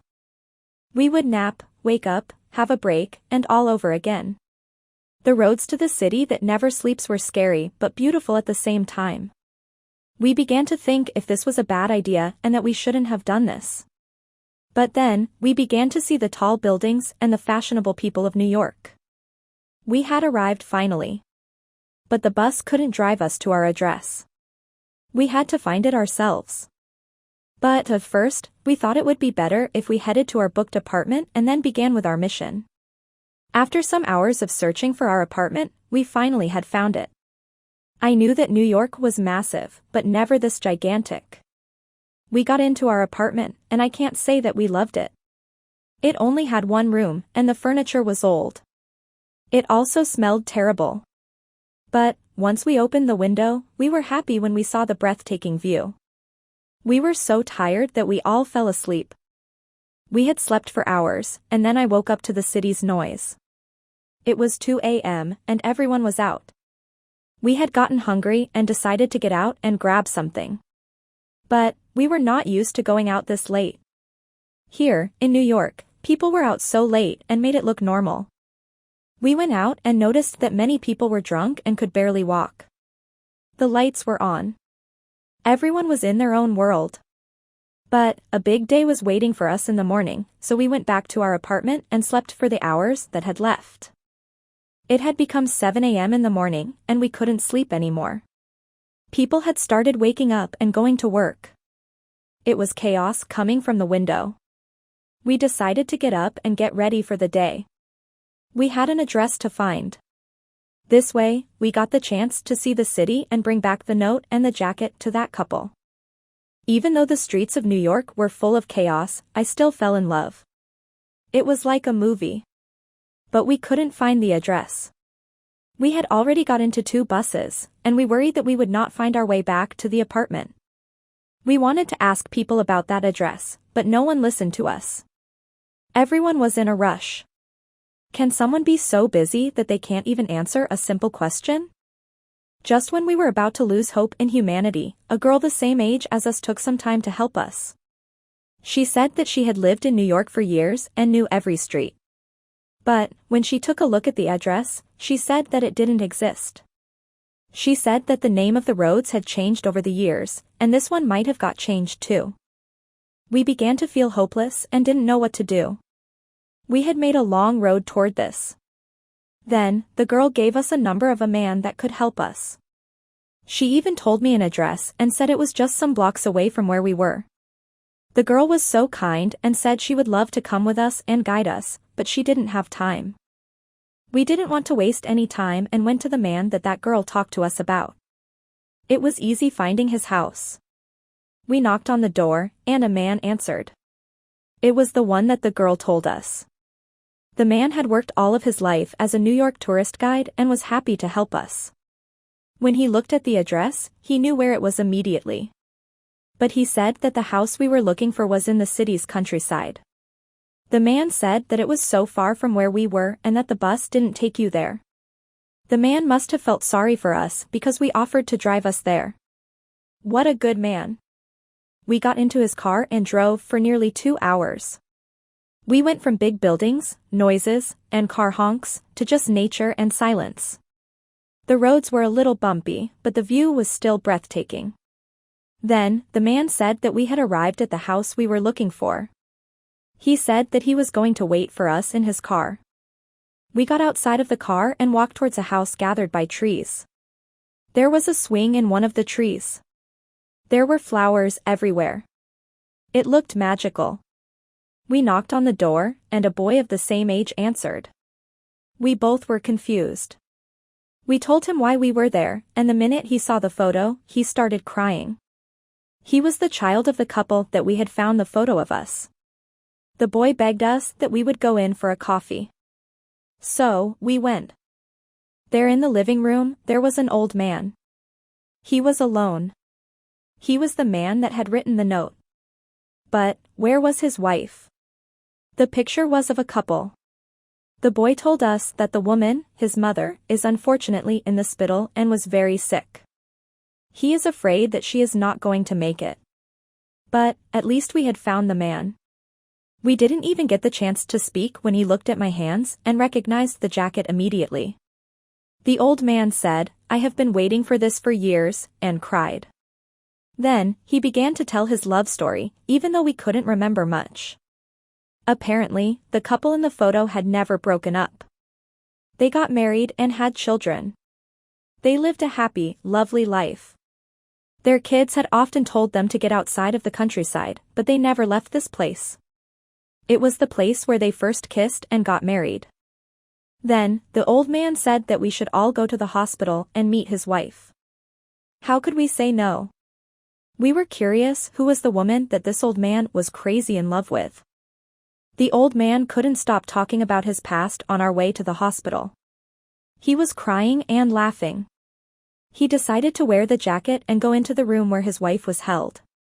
When his wife saw the jacket, she couldn't keep her tears. It brought memories. I never thought I could make someone this happy over a note found in an old jacket. I had returned home with a lot of thoughts running through my mind. It made me realize how precious life is and that we must show love to our beloved ones because you can never know when it's their last breath. The boy who was the same age as me, the couple's boy, had taken my number, and we have been texting ever since. Is this the beginning of something new? You might think that for my 18th birthday, my parents gifted me a car, or let's say, a dog. I love dogs. I have always loved dogs. But no, my family is nothing like the other families. They gifted me something that would change my life forever. I was born and lived all my life in New Orleans, together with Mom and Dad. I am the only child. Mom and Dad tried for another baby, but they were never successful. God, I'd give anything to have a sibling. A sister. Mom and Dad have always been religious and lived by rules. But I am nothing like them. I can't lie and say that I am not rebellious. I can't lie and say that I don't believe that there is so much in life rather than living for God. Mom says that I have always been stubborn, and I had never followed the rules and wanted to do whatever I wanted. That's why I have been homeschooled since I can even remember.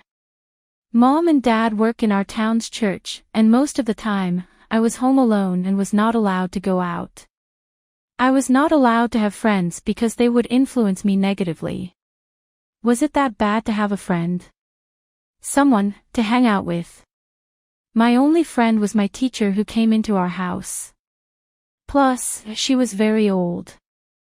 The only time I left home was when I visited Mom and Dad in the church and helped them out. But there was still something that I liked to do. My sweet little escape from everything is when I secretly watch TV shows every night. Even though Mom and Dad say that I should not spend time on social media and that I should not be watching TV. But I learned a lot from them. I get to see what people are doing out there. I feel very left behind. I had never kissed anyone, never had a boyfriend. I had never gone to a club and danced till I couldn't feel my legs. I feel like my youth has gone away. But one day, everything changed. As I was staring from the window of my room, something caught my eye. New neighbors had come to our neighborhood, just across my house. They were one big family, and they seemed happy. They were joking around and laughing with each other. Suddenly, a boy of my age gets out of the car. He was very tall and had a beautiful smile. He began talking to his siblings, I suppose. I wanted to hear what they were talking about, so I opened the window slowly so they couldn't hear or see me. I got to know his name, Hayden. Hayden was the most handsome boy that I've ever seen. He was the only boy of my age in my neighborhood. As I looked at him, a bird came fast flying towards my room window, and I screamed. It scared me. The neighbors must have heard me and asked me if I was all right. I laid on the ground, saying that I was okay, hoping that they didn't see me. Days had gone by, and I would always see Hayden with his siblings. One day, as I was in the middle of class, I heard someone knocking on the door. Weird. Nobody ever comes to our house. I opened the door, and guess what? It was Hayden. We both were surprised when we saw each other. He had knocked at our door because his mother needed salt. She was cooking. I rushed to our kitchen, took a little plate, and put some salt on it. I don't know why I felt stressed. The woman who tutored me noticed and asked why my cheeks were blushed. Was it that obvious? Mom and Dad sleep early, but that's when I have my me time. I was on my laptop and put my headphones on. Mom and Dad think that I need the laptop for my studying, but little do they know that I watch my favorite series every night. Do you know that feeling when you have your headphones on, and it looks like something is moving? Like noises are coming from somewhere. Well, that's what was happening to me. Was Dad coming to check up on me to see if I was sleeping? I couldn't risk it. So I left my laptop and decided to sleep. Then, that noise happened again. I turned my lamp on and came closer to my window to hear what was happening. Someone threw a rock at my window. I opened it, and it was my neighbor, Hayden. He has had his plate in his hand, our plate, and wanted to return it. But why so late? It was after midnight. He said that he had something to say to me too and that I should come out. I was looking like crazy but wanted to get over it. I went out, took the plate, and wanted to go in. He grabbed my hand and said we should get to know each other. We talked there for some minutes, but I could tell that he was my type. We had been watching the same TV series without even knowing. Dad must have heard us talking because he came to the door telling me, angry, that I needed to get back to my room. Dad didn't even say hi to Hayden. Dad told me that I shouldn't be not talking to that boy. Why wouldn't I? He seemed like a good friend. I thought my life was terrible, but I didn't know that it could get even worse. I was excited that I was going to turn 18-year-old. Maybe now I could move out and live exactly how I wanted. But I didn't know that Mom and Dad had already planned my gift. Not just my gift, but my whole life. I blew on my birthday candles, and my parents said they had a surprise for me. A surprise that was far away from our house and that we needed to drive for some minutes. What could it be? A million thoughts were running through my mind, but I still had no clue where we were going. I was excited. By the end of the ride, I was blindfolded. Then, the car stopped, and Dad screamed, "We're here." They took off my blindfold, I opened my eyes, and the first thing I see is a massive, old building. There was a big cross on top of the building. No one was around, and I had no idea where we were. Mom and Dad said that we had arrived at a convent. I turn 18-year-old, and all I get to do is visit a convent. I didn't want to complain. Mom and Dad were happy, laughing all the time. I acted like I was enjoying it too. Then, after some minutes of looking around the place, a group of nuns came and talked to us. They were respectful and made us feel welcomed. But Mom and Dad said that this wasn't the day's only surprise. They took me to a room where it was filled with nuns. They were praying. Dad waited for us outside, and I could tell that he got emotional. I couldn't understand why. There was a nun there, an old woman, who had some clothes in her hand, which looked like what the nun wore. She handed me the clothes and said, "Welcome." Mom noticed that I was confused and told me that they had applied and got me into the convent as a nun. I was still confused and did not understand what my mother was saying. I thought that Mom was joking. Since when did I want to become a nun? How about for once I make decisions on my own? But it was already settled. I couldn't go back anymore. The nun gave me the clothes and made me wear them. My eyes were full of tears. I was begging my mom to take me back home, but she looked like she didn't want to hear anything that I was saying. She said that I should accept this gift from God because otherwise, our family would be disappointed. She had brought a suitcase with the things that I'd be needing and said that she would come to visit me every month. And just like that, Mom and Dad left me alone in this convent. What did I do to deserve this? The nuns tried to calm me down and said that the first days were always the hardest. They followed me to the room where I would be sleeping. The building was massive, and there were a lot of rooms. The hallways to the room were dark and scary. It barely had any windows. Then, they opened the door to my new room, to my new life. The nuns gave me a paper, and a schedule was written there. The time when I must wake up, pray, sleep, and do other stuff. There was a girl too. My new roommate. The girl was the same age as me. I took a look in the mirror, and I couldn't recognize myself. The room was cold, and I could barely sleep that night. I missed my room. The following day was even more challenging.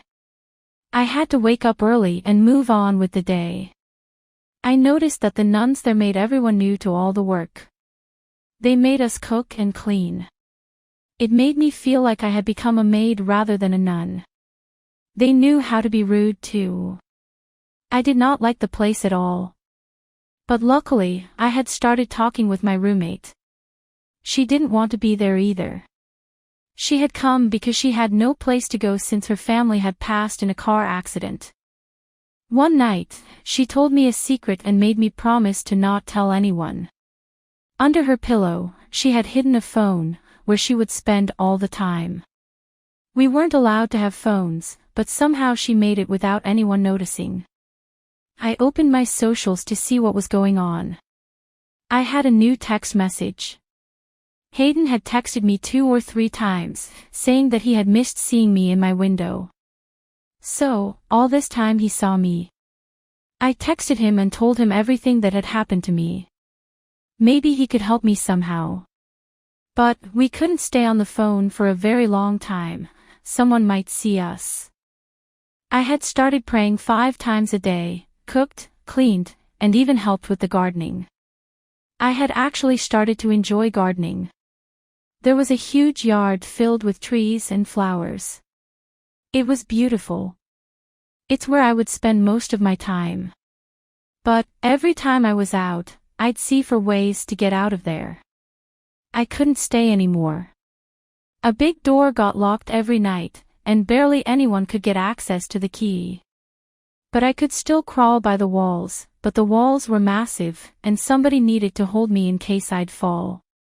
My mind was full of ideas, but none seemed to work. I was texting every night with Hayden, and he couldn't believe what was happening to me. He would say that he would come there and help me out every night. But I was scared of what could have happened. But one day, after fulfilling every duty, I came back into the room, and my roommate wasn't there. I hadn't seen her all day and wondered where she might have been. Then, I searched under her pillow and noticed that her phone was missing too. Could she escape without me? Could she really do this to me? I hope this could have happened because my eyes witnessed something even worse. After some hours, the nun brought back my roommate because she could barely walk. Her long white dress was stained with blood. The nurses had beaten her because they had found out that she had kept a phone. We couldn't stay there any longer. But we didn't know who to ask for help. A month had passed when I heard some noises through my window one night. I was so tired from doing all the work all day, so I tried to avoid it. But the noise didn't seem to stop. I woke up, and I noticed a man standing in front of the room. It was Hayden. He had come to save me. I woke my roommate because there was no way that I could let her there. We decided to make a rope from our sheets and get out of the window. It wasn't easy, but we made it. Our feet had touched the ground. Now it was time to pass the big walls. But my strength came to life when I knew that Hayden was behind those walls. I knew I had to climb as hard and fast as possible because freedom was waiting for me out there. It was dark and so silent. We had to be careful. This way, I had reached the top of the wall. I could see Hayden and a parked car there. He smiled and opened his arms, saying, "Jump." I jumped without thinking twice. Gosh, how much I loved Hayden at that moment. Then, the roommate jumped from the wall, and we immediately got into the car. No one was behind us. No one was following us. We were free. We had opened the windows of the cars, and we were screaming with joy. It was a chilly summer night. We were driving, not knowing where we were going. What will Mom and Dad think of me? Can I trust my own parents? We couldn't go home just yet. We fell asleep in the car in the middle of nowhere. The car was more comfortable than all the beds in the convent. But we woke up with terrible news. My name and my roommate's name were everywhere. Everyone was searching for us. Mom and Dad must have found out that I had run away. Will they understand when I say that I want to live my own life how I want? That I want to go to concerts and dance till it becomes sunrise.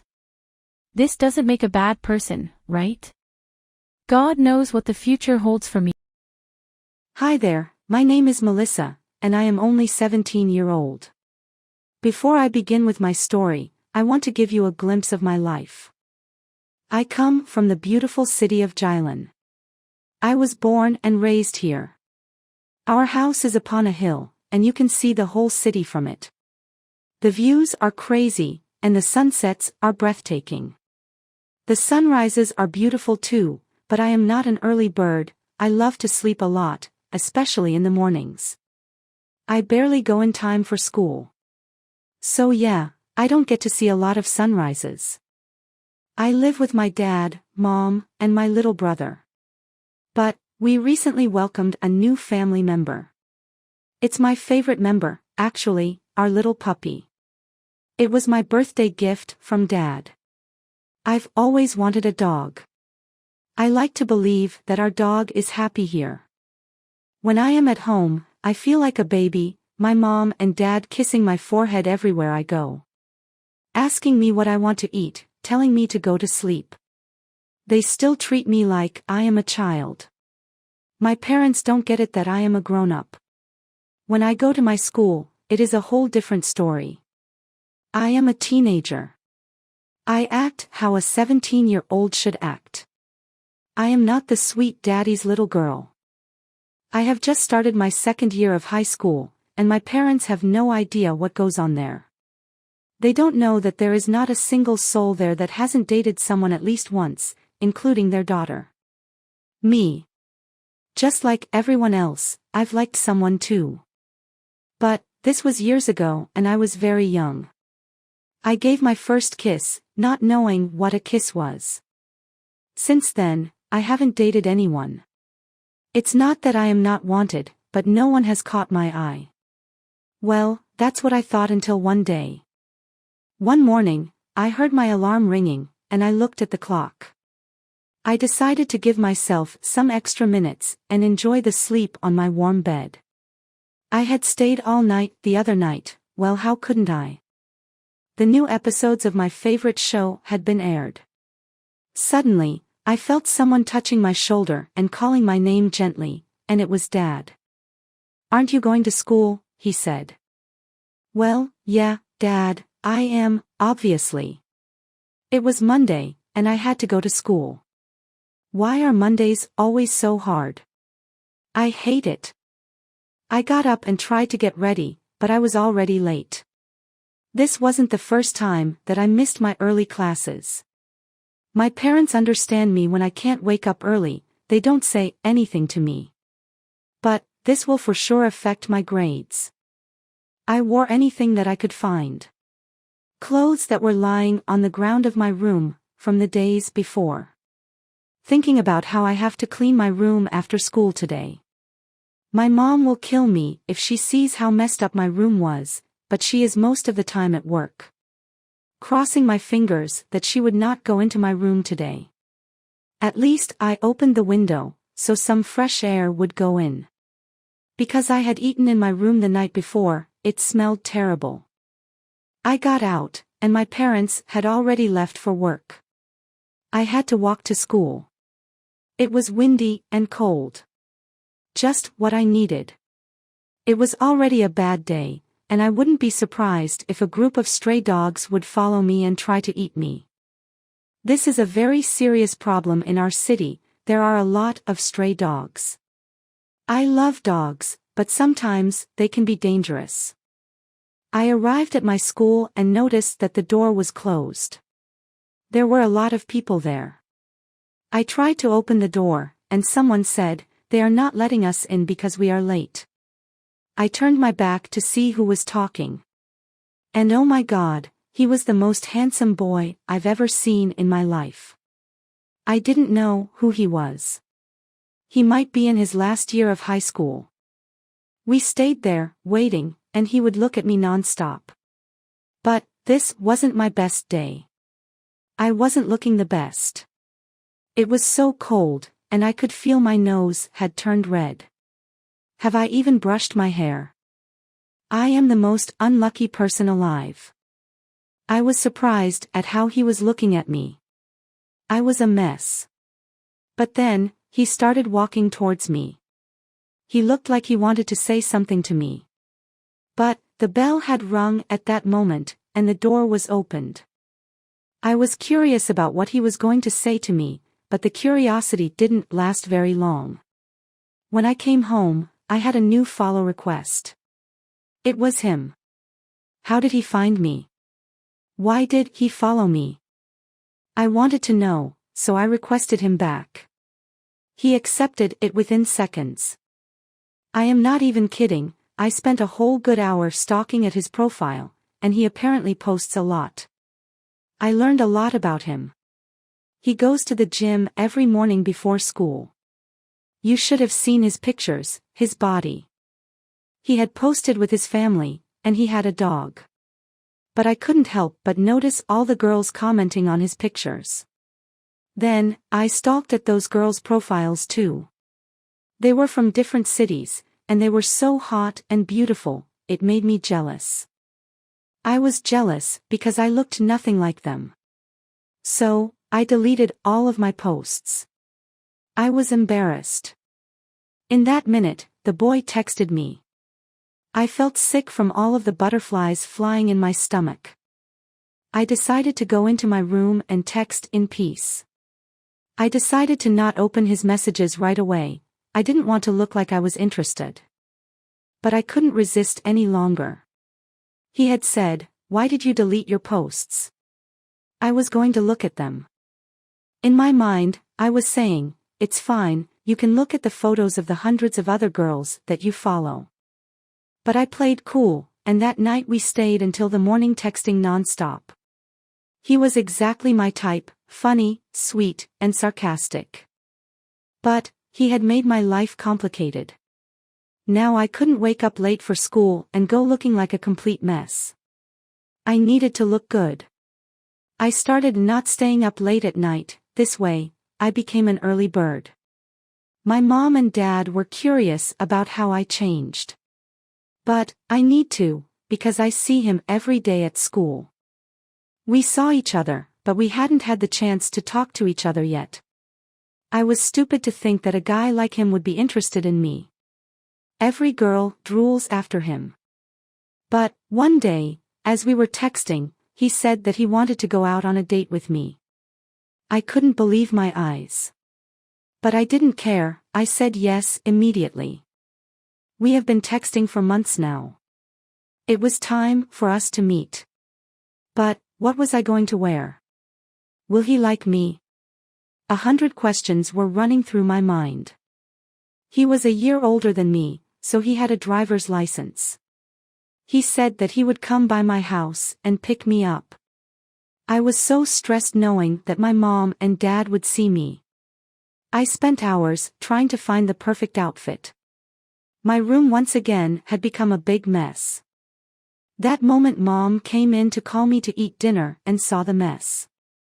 She said I couldn't go out unless I cleaned all of that. I was sweating, and I didn't have much time left. I didn't even fold my clothes, I just left them on my bed.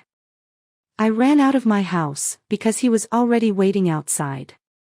He was waiting for some streets away from my home, and the walk to his car was so awkward.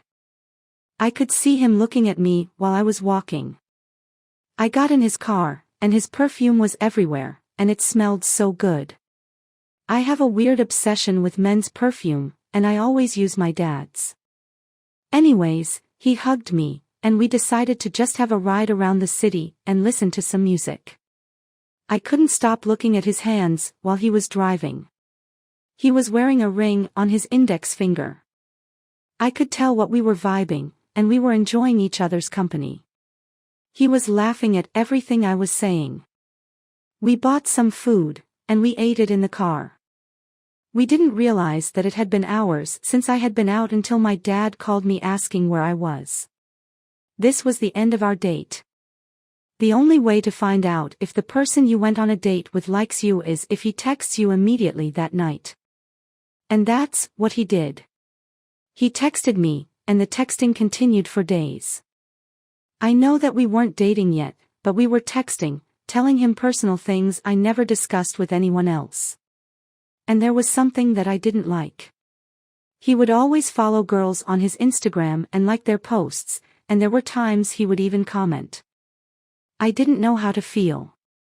I wasn't doing what he was doing. I wasn't accepting it, but he called me on another date. But he called me on a very, very bad day.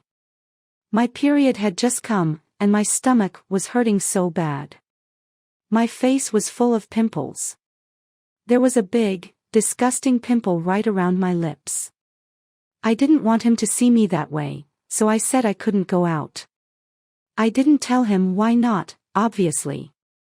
But I tried to hide in school too, just so he didn't see me. I couldn't go out with him until this pimple would be gone.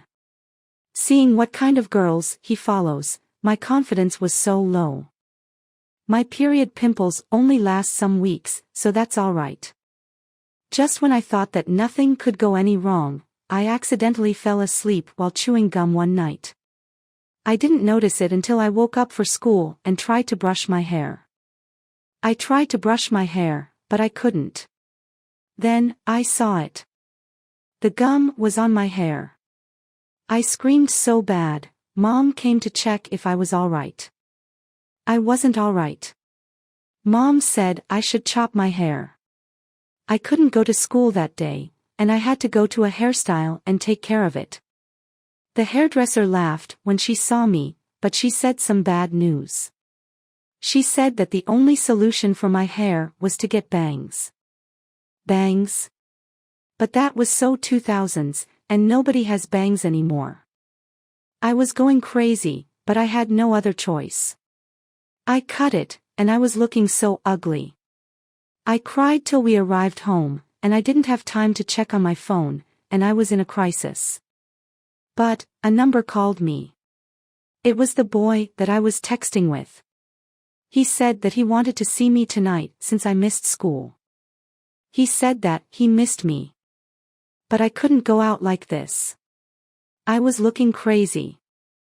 My plan was to not see him for some months, so my hair would grow a little. Weeks went by, and he called me once again.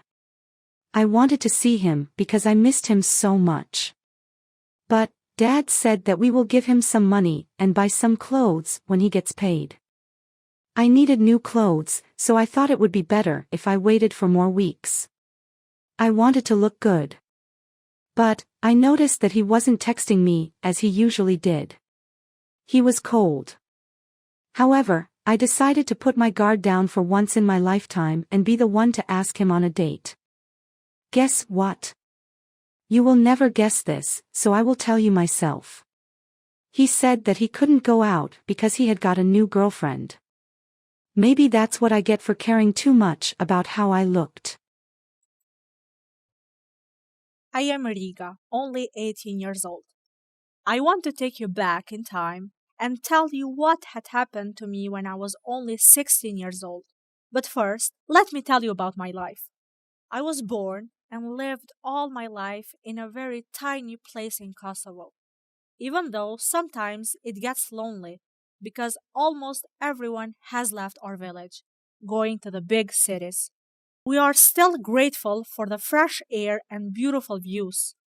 I live with my mom, dad, and my two bigger brothers. I am the only daughter, and they have always treated me like a princess. However, my parents can be very strict, especially my dad. My dad can be a very old fashioned man. I try to advise him for good and tell him how much life has changed throughout the years. But it's like he's stuck in old times. It's like he doesn't want to listen and learn. But that doesn't stop me from living my life and doing whatever I want. Home is very far from school. It takes an hour. I have to get up extra early just so I can be ready in time. But the walk to the city is very long, and my hair gets curly and destroyed from the morning air. Even my makeup gets ruined. It's so annoying. But I enjoy school. I have some very good friends here that I know will last a lifetime. All of my friends are from the city, and at first it was hard for me to adapt. I felt like I didn't belong there, but they made me feel so welcomed. When I'm at school, I realize how my family and I live and how others live in the city. We all live in the same country, but still, It's a huge difference. People in the city are more open minded. I see my friends do a new tattoo every week. They have piercings all over their body and face. They change their boyfriends and girlfriends like they are changing their clothes. At first, even I found it strange, but now I'm used to it. This year, I got my first boyfriend, and with that happened the first kiss. But this only lasted for some months. Thank God my brothers didn't find out about this, because if they did, they would tell my dad, and he would think that I should be marrying the boy or something. But I don't want a relationship. I'm young. My brothers are married, and they often complain about it. They say that the ideal age to marry these days is 30 years old. All of my friends think this way too because nobody wants to get married early. This was my plan until one day. One day, I came back home from school. I was only 16 years old. I noticed there were a lot of shoes outside our door. We had some guests over. My plan was to go upstairs to my room because I was so tired from school. I always take a nap after school. I got in slowly so nobody would hear as I walked. But it was so quiet inside. My mom noticed me and she called me into the living room. She said that we had some guests that were here to see me. To see me? Who could it be? I went into the living room and I saw an old couple. There was a man too, maybe some years older than me. He was looking at me deep in the eye and he knew my name, but I didn't know who they were. They stayed less than an hour and they went. My dad asked me if I liked that man. I didn't know what he meant by that. He said that they came here to arrange a marriage with me. I couldn't believe my ears. I was only 16 years old. I was in the best times of my life. It's when I can enjoy life and do crazy things. How could I be married? But Dad said that that family liked me so much. He said they are a very good and very wealthy family. They could be paying for my college, and this way I could find a great job in the future. I kept saying no, but I didn't know that the marriage was already settled, and there was nothing that I could do but cry. I couldn't believe that Dad would do this to me. Even my brothers were mad at Dad, but Dad had a reason. He didn't tell us before, but it had been months since my dad had lost his job. He said that the only solution for us not to start the family was marrying that man. I said to Dad that I could work and keep the family. I would do any job. I wouldn't care. He said, okay, but if I don't find a job within 2 weeks, I would have to get married to that man. I accepted, thinking it would be easy to find a job, but I didn't know how hard it was. I knew that I wouldn't find anything to work in my village, and I searched in the city, even though it would be very far. I searched and searched, but nothing. I was losing hope, and it had already been a week. At this point, I was begging people to hire me, but they either said that I was too young or couldn't hire someone to work part time. I was at school, and I couldn't work full time. I had no other choice but to tell my dad that I couldn't find a job. He seemed so happy. He was being so selfish. I asked him to give me more time, but he said no. Dad said that the man was waiting for me to get married, and that tomorrow I had to go by his house. He apparently lived in a way smaller village than we did. It was far from home. That night I could barely sleep, knowing that I would leave my home forever. I had to miss school, and I didn't tell my friends what was happening to me. It was so embarrassing. I thought about quitting school, just so they couldn't know what had happened. The next day came so fast, and Mom woke me up early to get ready. Mom didn't want me to get married. I could tell in her eyes. As she was getting me ready, her eyes were full of tears, and her voice was shaking. She said that it would be better if I don't wear as usual. I shouldn't be wearing tight, ripped jeans, or crop tops. Mom found an old dress of her and made me wear it. We had to walk there. It was me, Dad, and Mom. It was a very hot day. Then we arrived.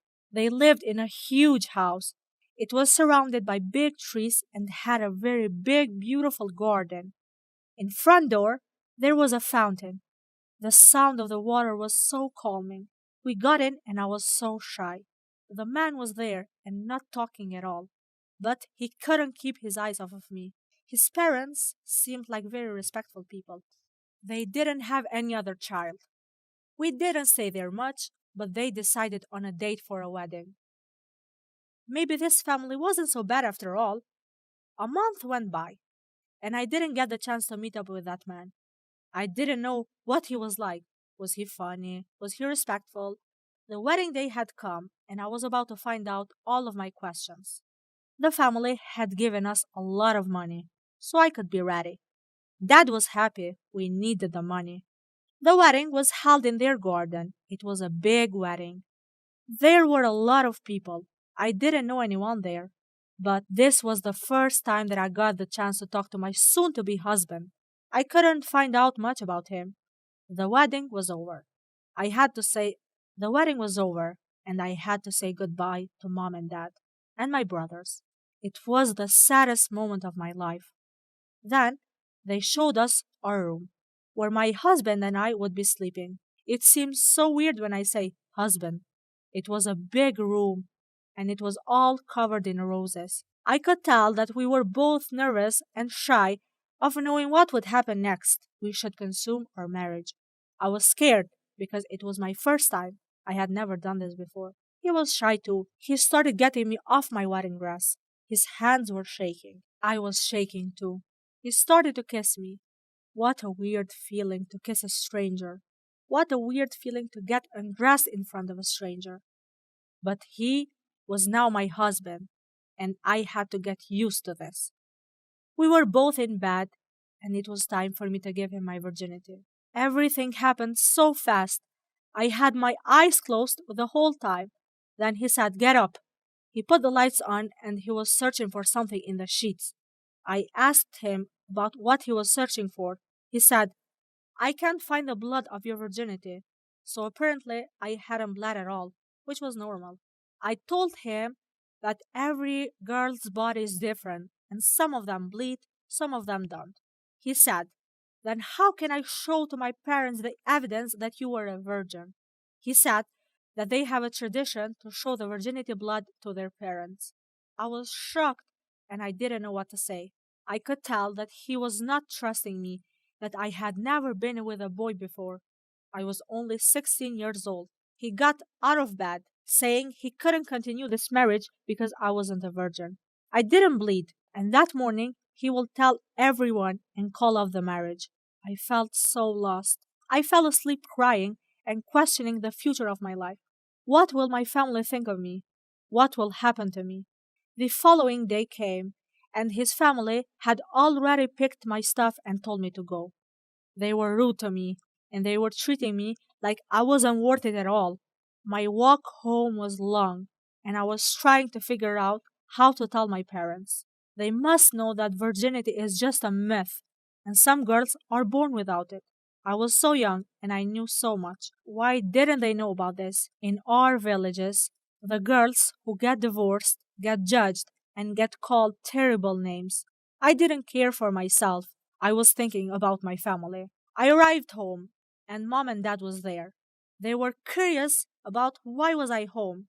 I had no other choice but to tell them the truth. Dad, without any hesitation, hit me, and I fell to the ground. He wanted to beat me even more, but mom stopped him. He could have beaten me to death if mom didn't stop him. He told me that I was a disappointment for the family and that no one would ever accept to marry me again. That night I slept outside of our house. Thank God it was summer. Until my brothers came and talked to my dad. Dad agreed to take me to the house, but he never talked to me. He acts like I'm not there. I'm used to that. But at least I am free, and I'm not married to someone who doesn't know how the female body works. I wanted to share my story, even though it happened a long time ago.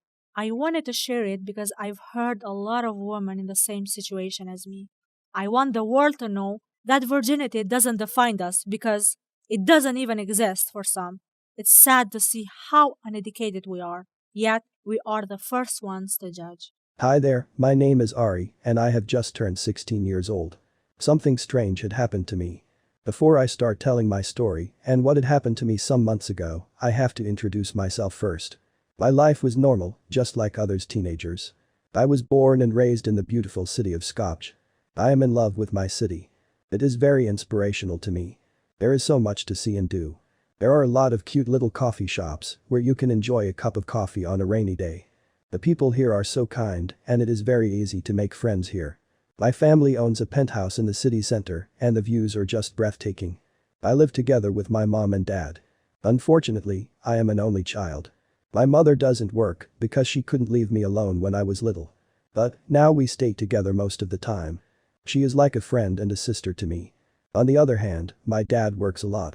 He is a policeman, and sometimes he works overnight. My dad is a great man, but he takes everything close to his heart. He gets stressed about work and everything. At first, it didn't bother us. But it has been 2 years since his emotions are out of control. He has changed a lot as a person. Sometimes I feel like I don't know him anymore. He has become more aggressive, like he can't stand to be in the same room with mom and me. He had started drinking, and he would come home drunk almost every day. I could smell the alcohol. He was almost getting fired for coming to work drunk. He is a great father, but he is not a great husband. One day, I remember like it was today, my dad had come back from work and was so drunk. My mom was worried and tried to talk to him. His eyes were red and he was acting like crazy.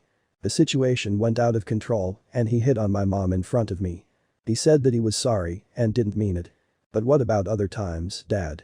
What about the million other times that you hit Mom? My mom tried her best to understand him, thinking that it was only the stress of working and stuff like this. But he wouldn't stop being abusive. It was affecting me too. I grew up in a very toxic household. My mom would have had enough, and there were times when she would ask him for a divorce. Then, he would act good for a good month and go back to his old ways. We couldn't even call the police since my dad worked there. I felt useless, like I couldn't help my own mom. Then, something extraordinary happened to me. One day my mom and dad were arguing so hard and they were discussing who would take me if they broke up. I was angry at them because they used to love each other so much and everything had changed so fast. I didn't know what to do to make them stop, so I just yelled loudly, "Stop." I had my eyes closed, then all of a sudden, I heard absolute silence. I opened my eyes and everything had frozen. My mom and dad were not moving. I could move and talk, but they were not responding. I didn't know what was going on, and I was in complete shock. Had I stopped the time? Our window balcony was open, and I ran to see outside, but everything had stopped. The cars were not moving. It looked like it was the end of the world. I was so scared. I fainted.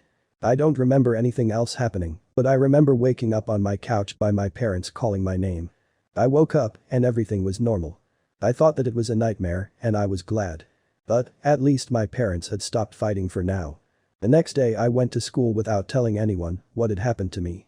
I have 2 friends that I spend my time with when I am at school. We have been friends for years now. We tell each other everything. But, I didn't want to tell them about what was happening to me. I wouldn't believe it either if someone told me this. I didn't sleep the night before and I was so sleepy I couldn't even lift my head. The class was getting boring. I didn't notice, but I had fallen asleep during class. I woke up and it was so silent. For a minute, I thought that I was in my bedroom. I looked around and no one was moving. It was happening again. That strange feeling. I had stopped time once again. This time it was easier and I didn't feel as stressed. I actually enjoyed it.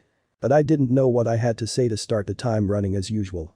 I started saying a bunch of different words and nothing was changing. Then I yelled, "Start." And I was back on normality. I didn't know why I got this ability out of nowhere, but I was enjoying it. I decided not to tell anyone because I was sure that they would think that I was crazy or something. I decided to put this gift to good use. I love sleeping and I have always struggled to wake up for school. So during those times, I would always stop time and take my time to sleep for more minutes and get ready. Life was easier back home too. Whenever my parents would argue, I would just stop time and stay there in silence. Everything felt good and normal. One day, I was at school on our lunch break and my friends were arguing over pointless stuff. I heard enough drama at home, so I just yelled, "Stop." And just like that, the time stopped. I went by our school window and decided to eat my lunch in peace. As I was just looking around, I noticed something strange. Someone was moving. The boy. I didn't know who he was. He was looking around, and he seemed very shocked. I was confused. Who he is, and why he was able to move. I had stopped time. He was coming closer and closer to me. I tried not to move, so he wouldn't notice me. I was afraid, so I yelled, "Start." Time started immediately, and he got surprised. I decided to play it off like nothing had happened. Days went by, and I still had this ability. I was often seeing that boy, but I didn't say anything to him. One day, we started a new class. A new teacher came, and we would learn French. I came into the class, and I saw that the boy was there too. We had the class together. He was so near to me. The class started, and then after some minutes, I heard him saying, "Stop." He had stopped the time, but I still could move. He just kept looking around. I tried not to move, so he wouldn't notice that we had the same ability. He had stopped time for some minutes, and it was so hard for me to stay still. He got up, and we just kept going around the class, walking. Then he stopped at my desk. I was very nervous. He came near me and said to my ear, "I know that you can see me right now." I looked at him, and we just started laughing. The first thing that I said to him was, "Why can I stop time?" He said that he is dealing with the same thing, and he doesn't know what to do with it. We talked for hours. His name was Roni, and he said that he had been dealing with this for weeks. We were caught up in the moment, and we almost forgot to start the time. We started time and continued with our day like nothing had happened. Days went by, and Roni and I still could stop time. We spent a lot of time together. I felt like I liked him because I missed him when we wouldn't get the chance to see each other. We loved stopping time and spending time just the two of us. We felt like we were the only ones in the whole world. And that's how our story began. One day, we were bored staying in class. It was a beautiful, sunny day outside. So we decided to stop time and go out. We stayed in our school's garden. Both of us were lying on the grass, enjoying the day. Then, our hands touched, and we looked at each other confused. We shared our first kiss there. But, things still weren't okay at home. My mom and dad were still fighting. One day, I came home from school, and they were already fighting. My father had just come back from work. He was still in his uniform. My mom found out that he was cheating on her with another woman. He was so mad that she found it out. He had been drinking, and he could barely stand on his feet. They were yelling at each other. At this point, they didn't even care about me or how I would feel anymore. One thing led to another, and this way, my dad took his work gun and pointed it at my mom. This was the perfect time to use my ability to stop time. I yelled like never before, "Stop." And once again, the university got my back, and time froze. My body was shaking, and I was so scared. I took my dad's gun and put it away from our balcony. Then, I said start, and we were back. My parents were confused about what had happened. But nobody needed an explanation at that time. My dad started crying and saying that he didn't mean to point the gun at her. But, on that moment of anger, if I couldn't stop time, my mom would have been dead by now. I felt like I saved my mom for once in my life. After this time, my mom had filed for divorce. I chose to go with mom, and now there are just the two of us. Immediately after that, I had lost the ability to stop time. I decided to meet up with Roni and tell him the bad news. But he got something to tell me too. He said that he couldn't stop time either. He said that something strange and scary had happened. He said that his little sister tried to kill herself. His little sister was home alone, and then Roni got home. He noticed that the living room's floor was full of water. The water was coming from the bathroom. He ran there and saw what was happening, but the door was locked. He sensed that something terrible was going to happen, so he stopped time. He found a key and opened the door. His sister was there. But luckily, he was there and could stop the time and save her. Roni and I just sat there, and we were thinking how our lives would have turned if all of a sudden we wouldn't get the ability to stop time. We were feeling grateful. All those weeks, we were asking why we could do that. But now we know why. We were destined to save a life. Nobody knew about this until now, not even my mother. I decided to share my story, even though some might not believe me. But, at least I can tell you that one way or another, the universe will always have your back. Everything happens for a reason. Hi guys, my name is Riri, and I have just turned 16-year-old. I just wanted to share some pieces of my life with you, how I found love at a very young age. I want to have my story written, so my future kids will know every detail of it. I was born and raised in Pristina, together with my big family. I live with my mom and dad, 2 sisters, and my little brother. My little brother's birthday was some months ago, and we decided to buy him a Labrador puppy, and we decided to name it Rico. I didn't know how much of a responsibility it was to raise a dog until now. But we love it. We are enjoying it every minute. This year hasn't been the greatest for us because our grandparents have passed away from the COVID. Our home feels empty without them. But, no matter what, we should move on with our lives. And that's what we did. Days in my life are very chaotic. My parents are always working, so they aren't home all the time. My mother is a nurse, and sometimes she works during the night. My father is a waiter at a restaurant near our house. I am the second child. My bigger sister is married and has kids, but she often visits us. That means that my little sister and brother are kind of my responsibility. I love them, but sometimes they get on my nerves. They are crazy and annoying. I like having my life in control. I want my 8 hours of sleep and my healthy breakfast.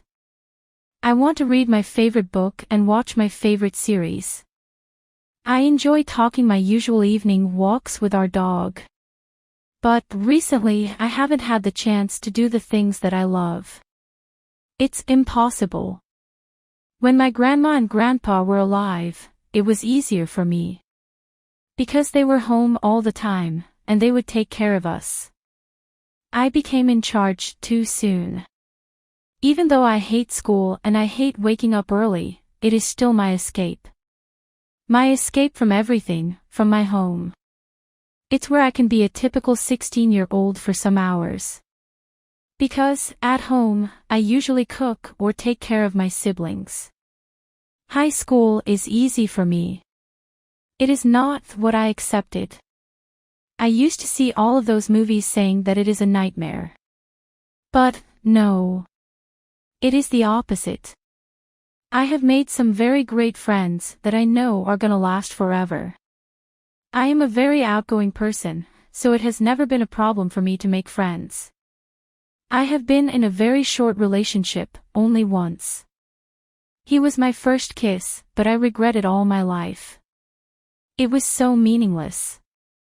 From that moment, I promised myself that I would never get in a relationship unless I knew that it would last. Wanna know another good escape besides school?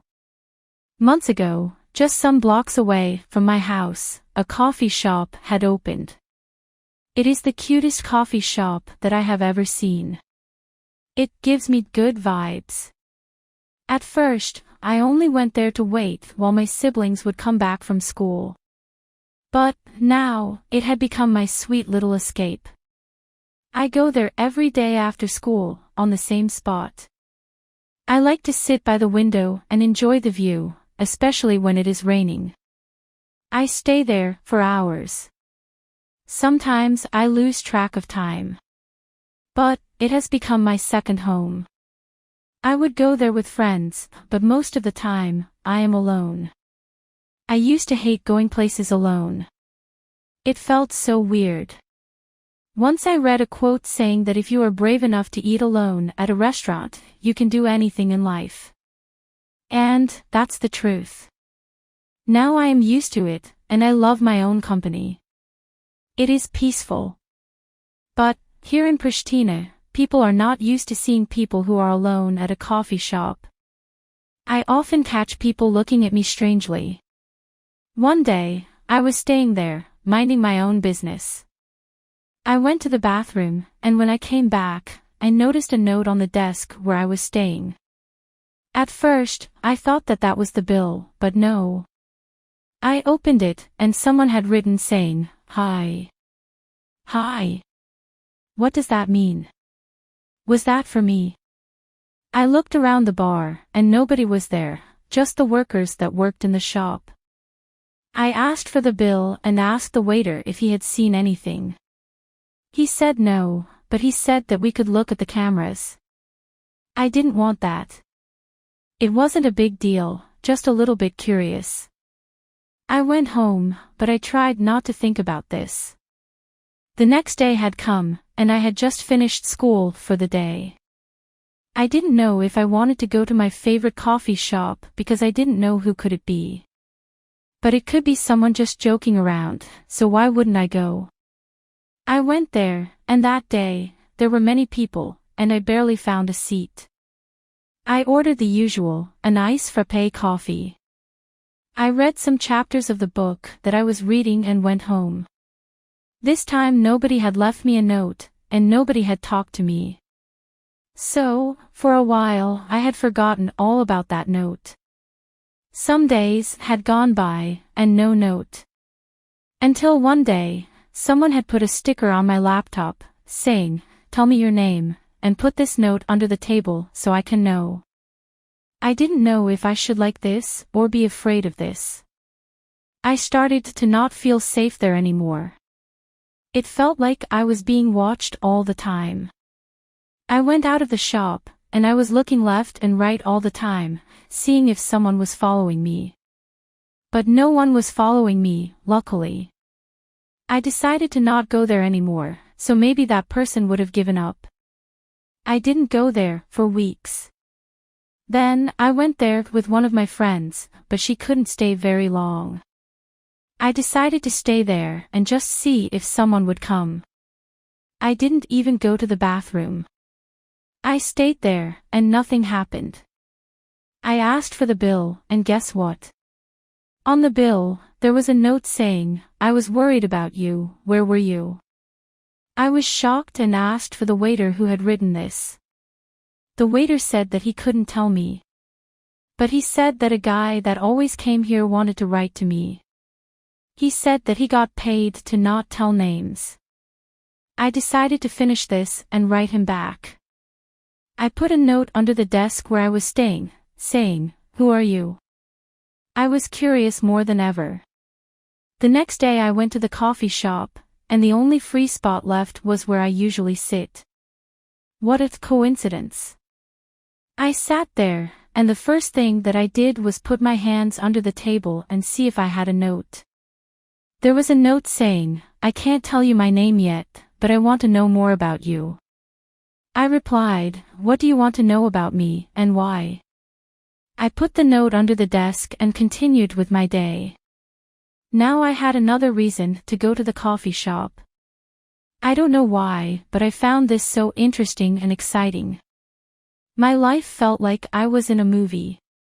The next day, that person had left another note saying that the reason why they wanted to get to know me was that I had looked mysterious. I had no idea who could it be. A girl? Alright, I can never have too many friends. A boy? An old man? I was dying from curiosity because that person had seen me before, but I had no idea how they looked. I decided to write and ask about whether it was a boy or a girl. He was a boy, but 2 years older than me. He said that his name was Ron. Days were going by, and we were passing notes every day. He seemed like a lovely person. I learned a lot about him. He was a lot like me. He said that that coffee shop was his favorite place too. It wasn't just little notes anymore. We would write 2 front and back pages about our life. But I couldn't tell why he didn't want to meet. I couldn't be the first one to say that, so I waited. I was living for what will tomorrow bring. But, one day, as I was in class, my teacher called me out because my mother had come to take me. I didn't know anything about this. I went out, and I saw my whole family outside. I knew that something bad had happened because my mother had a strange look on her face. My aunt had died, and we all needed to go there. We were so sad because she had a very beautiful soul. My aunt lived so far from my city.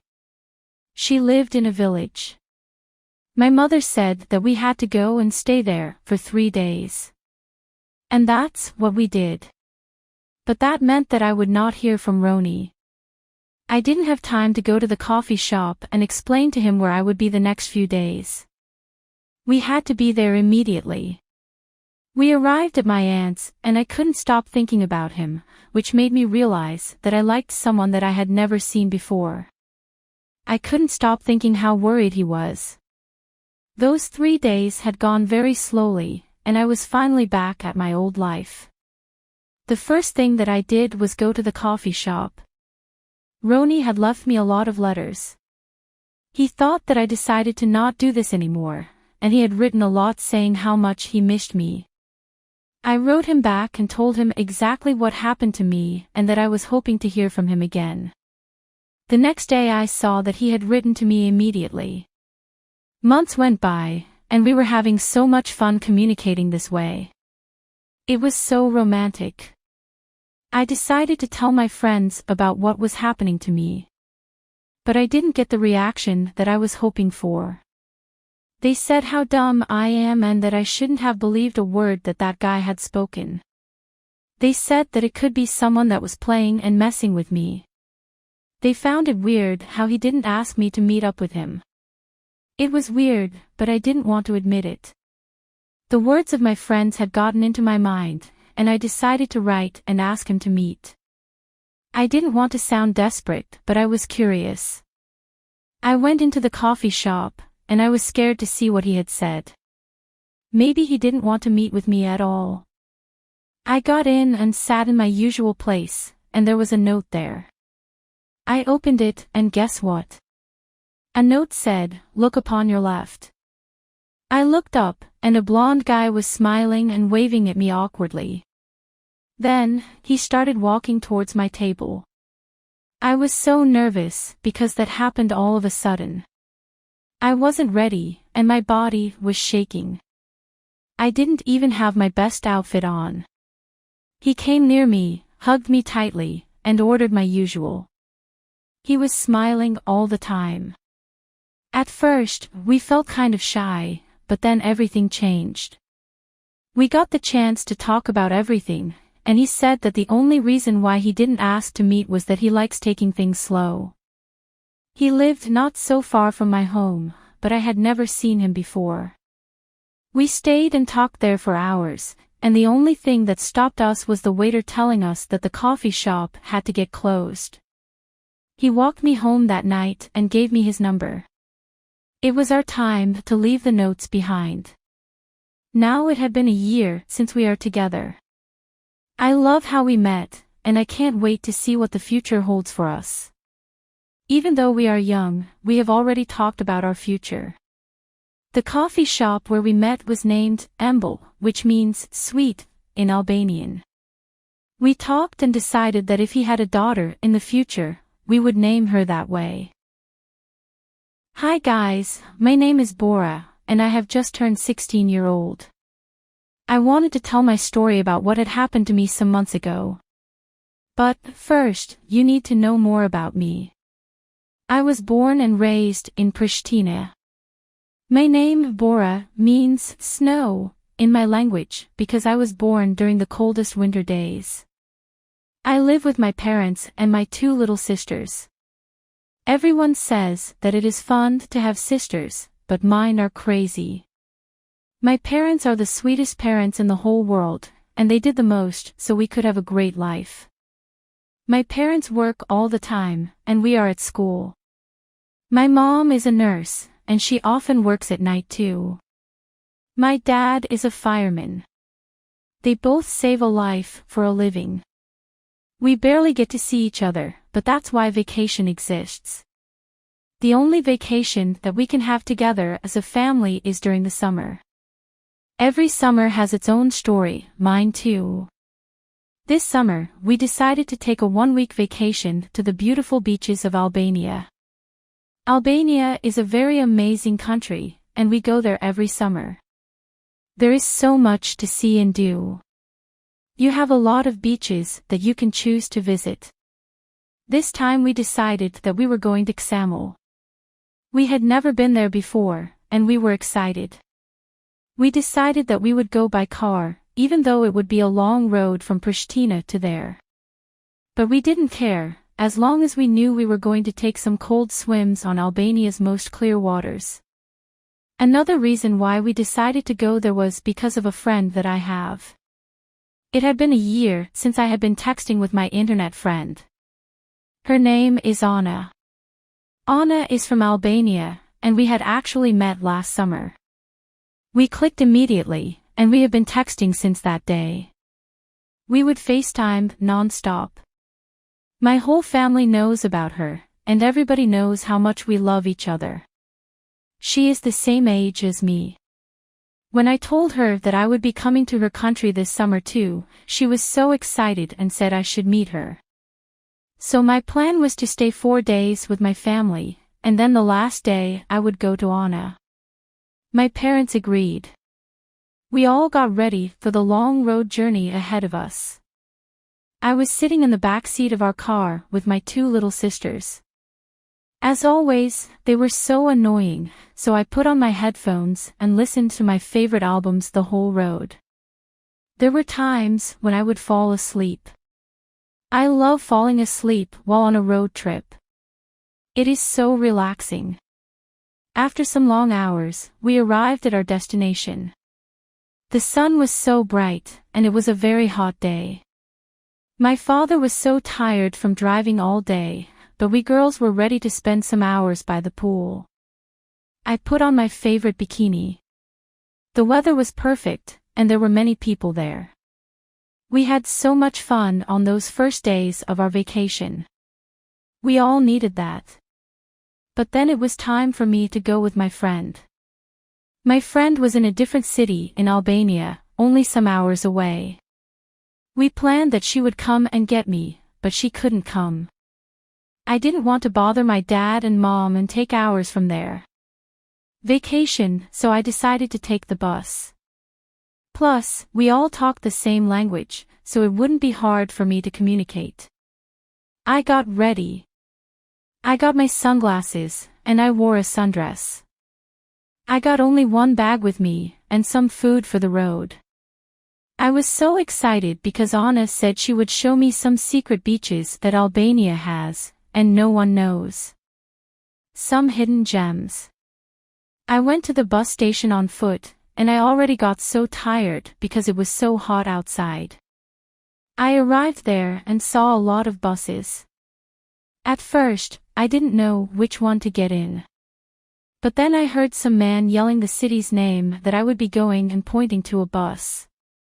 So I went there. I got on the bus and told Anna immediately, so then she could wait for me when I got off the bus. There was even hotter there. It was an old bus, and it smelled terrible. There was only one old couple there, and they were eating something. Something that smelled so bad, I almost puked. Anna told me that it would take me 2 hours to arrive at her city. I knew that it would be a very long, challenging road trip. The road was bumpy, and I would put my face outside the window to feel some fresh air. But the views were crazy. The mountains were huge, and the sky was so blue. I could see the ocean from the bus, and I couldn't wait to get in the water. After a 40-minute drive, the bus stopped, and the old couple got off the bus. Then after 20 minutes, the man that was driving the bus told me that I had arrived at my destination. But Anna had said that it would take me 2 hours, and it had only been 1 hour. I tried to tell the man that I thought I was in the wrong place, but he said no. He was so rude and said that he needed to go somewhere else and that I needed to get out of the bus. I didn't have much time to think, and I went out of the bus. There was no one around me, just some mountains. I took my phone, and I tried to call Anna and tell her that I was there. But my phone wasn't working. I didn't have a connection. I didn't want to panic. I decided to wait there for some time and see if another bus would come. I waited till I couldn't wait any longer. It was so hot, and I couldn't even find a shadow. Then, I started walking, hoping to find a restaurant to even call someone. As I was walking, I came across a little village. It looked like a tiny neighborhood. It had only like 3 houses. But it looked so beautiful. I decided to go there and see if someone would help me. The houses were made of mud, and they were so old. They must have been built years ago. It was so silent, and at first, I thought that nobody lived there. But then I saw that there was a little farm. There were chickens, pigs, and then suddenly, I saw a big white horse. Near the animals, there was a well. There was a bucket in which you could take the water. I took some because I got so thirsty. It made me feel like old times. The water was cold, and it got me feeling much better. Still, I couldn't hear any track of humans. I was walking around the houses, trying to see if there was someone there from the windows. I decided to knock on one of the house's doors, but no one replied. Then, I went to another one near there. I heard someone walking slowly. Then, the door got opened. There was a very, very old woman. She seemed kind because she opened the door and her face was smiling. I asked her where I was. She said that I was in a whole different place rather than where I wanted. She said that I must have taken the wrong bus. I could barely understand what she was saying because she had no teeth. I felt so bad. I asked her about the nearest bus station, and she said that the buses don't come to this area because the roads are bad and bumpy. She said that they won't walk by the horse. I was surprised that people still use horses as vehicles. She said that her husband rides the horse. But he wasn't home. She insisted on me going to her house and waiting for her husband so that he could give me a ride. I had no other choice. They obviously didn't have phones, and there wasn't any connection. I couldn't call my family and tell them what had happened. So, I went in.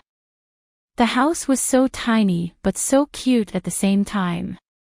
The furniture was so old, and the television was barely working. We decided to stay outside on the balcony.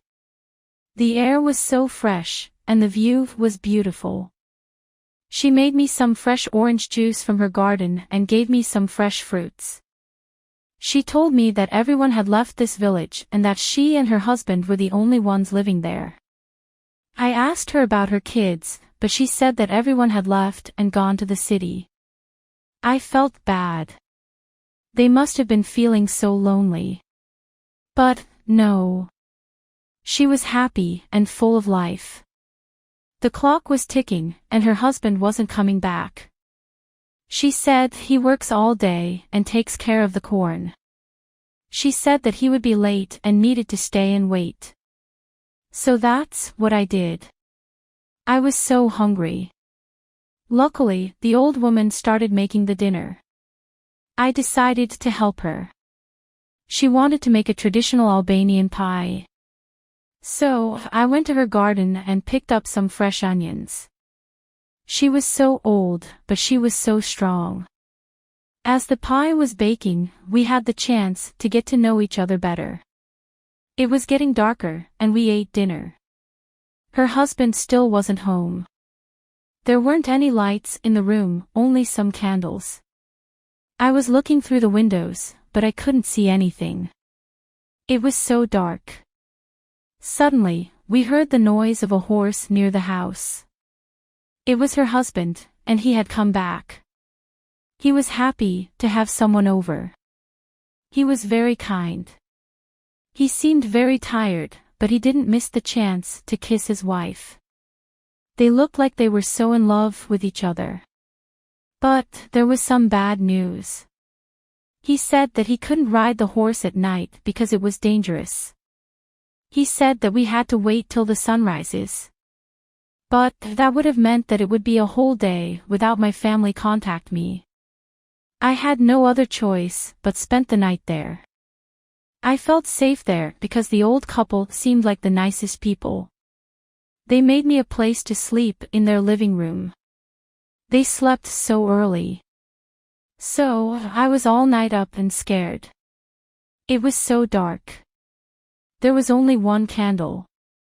I missed my family, and my phone battery had died. The old couple had woken up very early. They called me and said they were ready to give me a ride.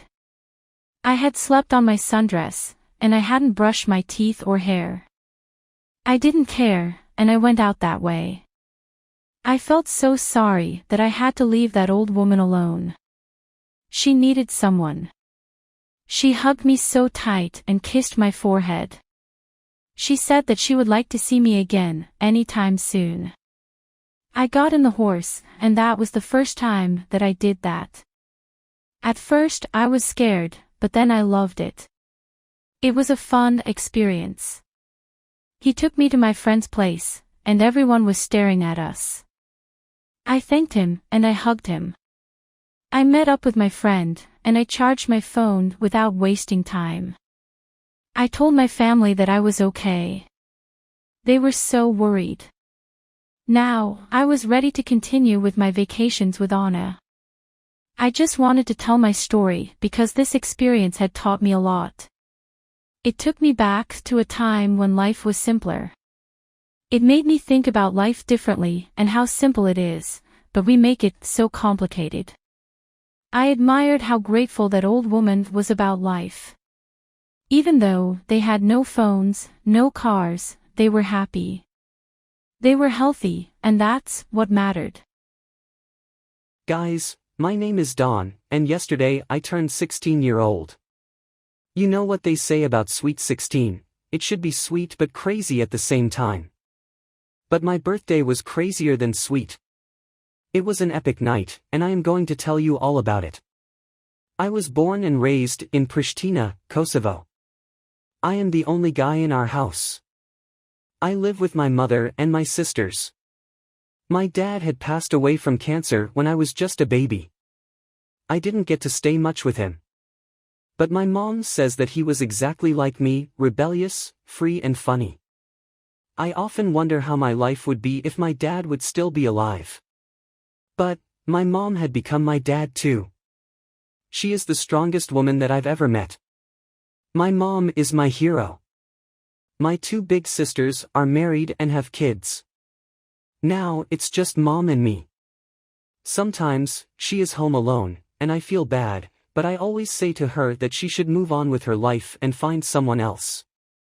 I know she loves Dad, and they had a beautiful marriage and life together. But, I know that Dad would want Mom to be happy and not lonely. Everyone deserves to have someone they cuddle with during the cold nights. My mom often jokes around and says to me when I will bring the bride home. She was so young when she got married to Dad. It was different back then. She doesn't get the fact that people don't want serious relationships nowadays. They would rather cheat than get married. She doesn't know that I text and go out with many different girls. I know that she wouldn't like this fact. She wouldn't like the fact that I smoke too. But I chose not to tell her, even though there were times that she found cigarettes on my clothes while she was doing laundry. But she never asks because she knows that the truth is ugly. I try to be a good boy just so she will not get worried. But I am a good boy. I don't mind going to school, and I don't mind waking up early in the morning. I don't even study, but I do well in school. Most of the time of my life I spend with my 3 best friends. We all go to the same school and live in the same neighborhood. We have been friends forever. My favorite part of my house is my basement. It's where my friends and I stay. We call it Dawn's basement. A day doesn't go without us hanging there. We play video games, we talk about girls. We drink some beers here and there. It is always a good time.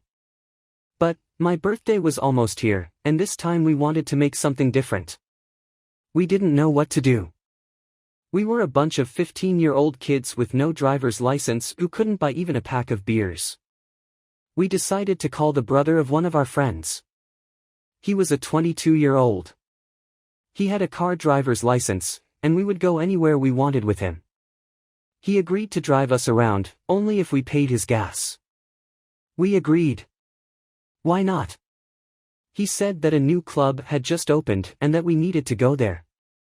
He said that he could make us some fake IDs. we didn't care much about details. We just wanted to get drunk and have some fun. My mother was working that day, and I told her that we would be in our basement. So, the night had begun. We got ready and went to the club. The fake IDs worked perfect, and the security wasn't even suspicious about anything. The club was perfect, and there were a lot of people. I know that I started drinking and drinking. It was a good vibe. But my eyes were blurry, and I couldn't feel my legs anymore. The alcohol was getting into my head. Then we got in the car. And, from this moment, I don't remember anything else. Apparently, I fell asleep. But I couldn't sleep for long, my body was aching, and there were a lot of noises around. I tried to call my mom and ask her what was going on with these noises, but I couldn't even talk. Then, I decided to wake up. My head felt like it was going to explode. I woke up, and the strangest thing happened. I wasn't home. I wasn't at my friend's house. I wasn't in a car. I was at a parking lot near a restaurant, and I had slept there all night. I was shocked, and I didn't know what was going on. There were people around me, and they were looking at me. I woke up acting like everything was fine. At first, I thought that this might have been a joke, a prank, but I kept looking around, and I couldn't see my friends. It was just me. And, the strangest part of this whole experience was that I didn't even know in what city I was. It took me some minutes trying to figure out what had happened yesterday. But I couldn't think of anything. I searched in my pockets, and I couldn't find my phone, my wallet, or my fake ID. I was hoping that this would be a dream, but it wasn't.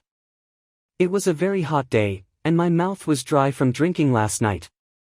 I decided to wait on that same spot that I was when I woke up. Maybe my friends could be looking for me somewhere. I found a shadow, and I waited. I waited for an hour, but I couldn't take it anymore. I needed to go home. But I needed to call someone to get me. Nowadays everyone has a phone in their pocket, so I thought to ask someone to borrow their phone just for a call. There was an old woman there, and I asked her. She seemed scared of me. She said to me, "Go away," as she was holding her purse like I was going to steal it. She was so rude. Since I was near a restaurant, I decided to get there and maybe they could help me. There were a lot of people there eating and enjoying their time. The restaurant smelled so good, and I was getting hungry. But, as I was walking, everyone was looking at me strangely. As I was about to ask the waiter there, I came across my own reflection in the mirror. You should have seen me. I was scared of myself. I was looking like a crazy person. My hair was all messed up. My face and clothes were covered in dirt. My pants were ripped.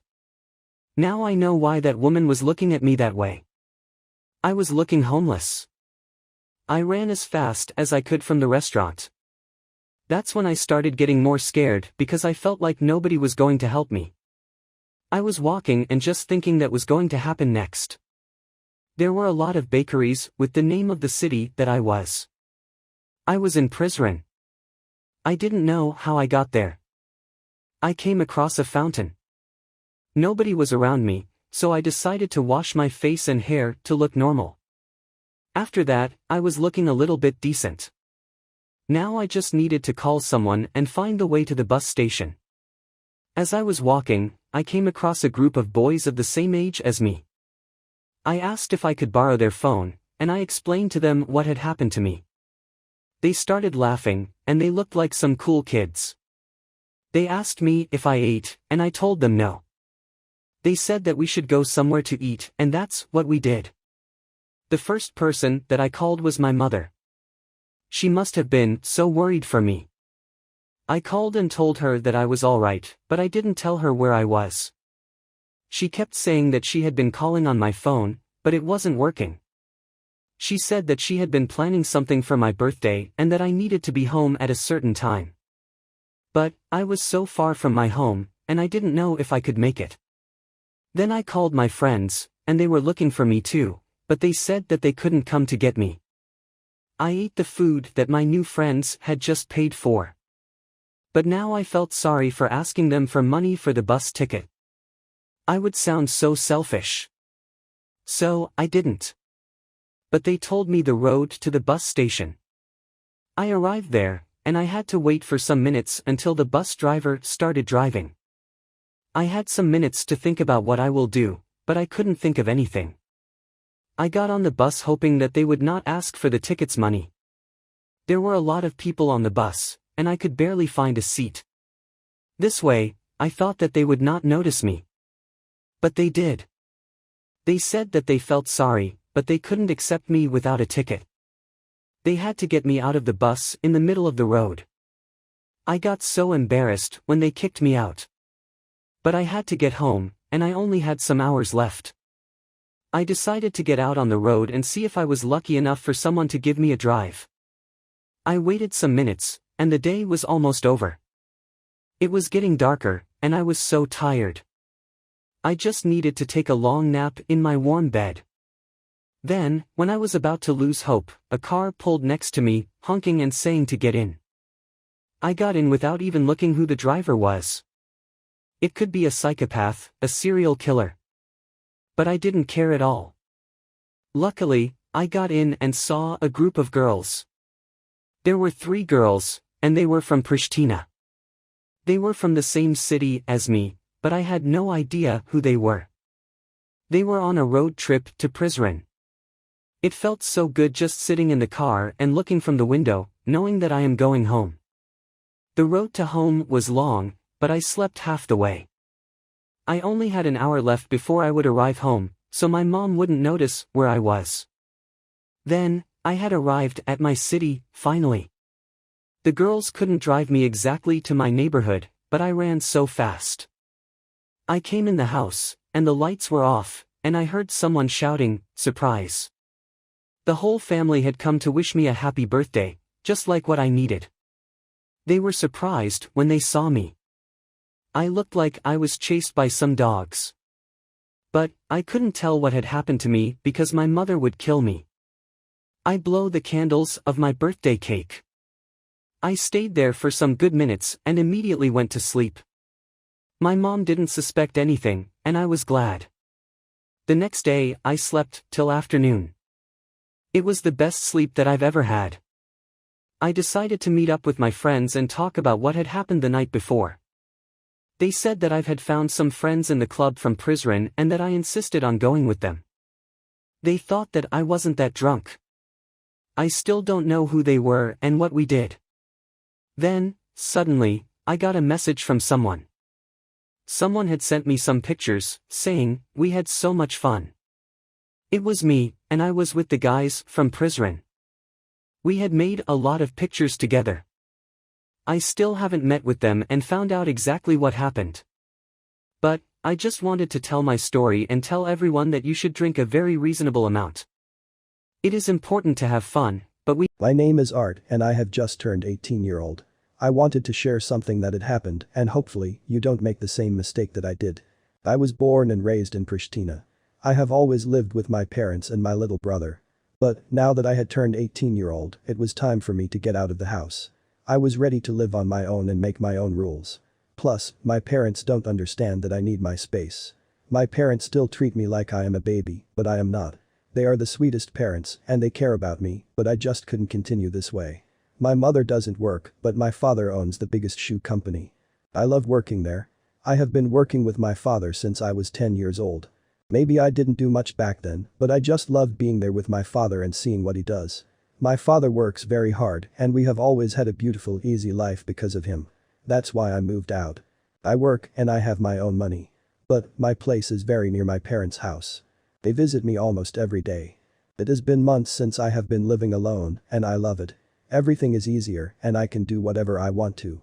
At first, I only lived eating noodles and fast food. But, I have been watching some cooking show videos and I have learned a lot. I am not going to school this year. I decided to take a gap year and make some money. My parents hate this fact, but I can't work if I go to school. My parents don't understand how the world works nowadays. Nowadays it's essential if you have money, especially being a boy. If you don't work and have money, it's hard to keep a girlfriend too. However, I never had a problem with girls. In my school, they used to call me Casanova. And that's what my story is about. Girls. Girls are trouble, and everybody knows this. They are the devil itself, but we're still crazy about them, right?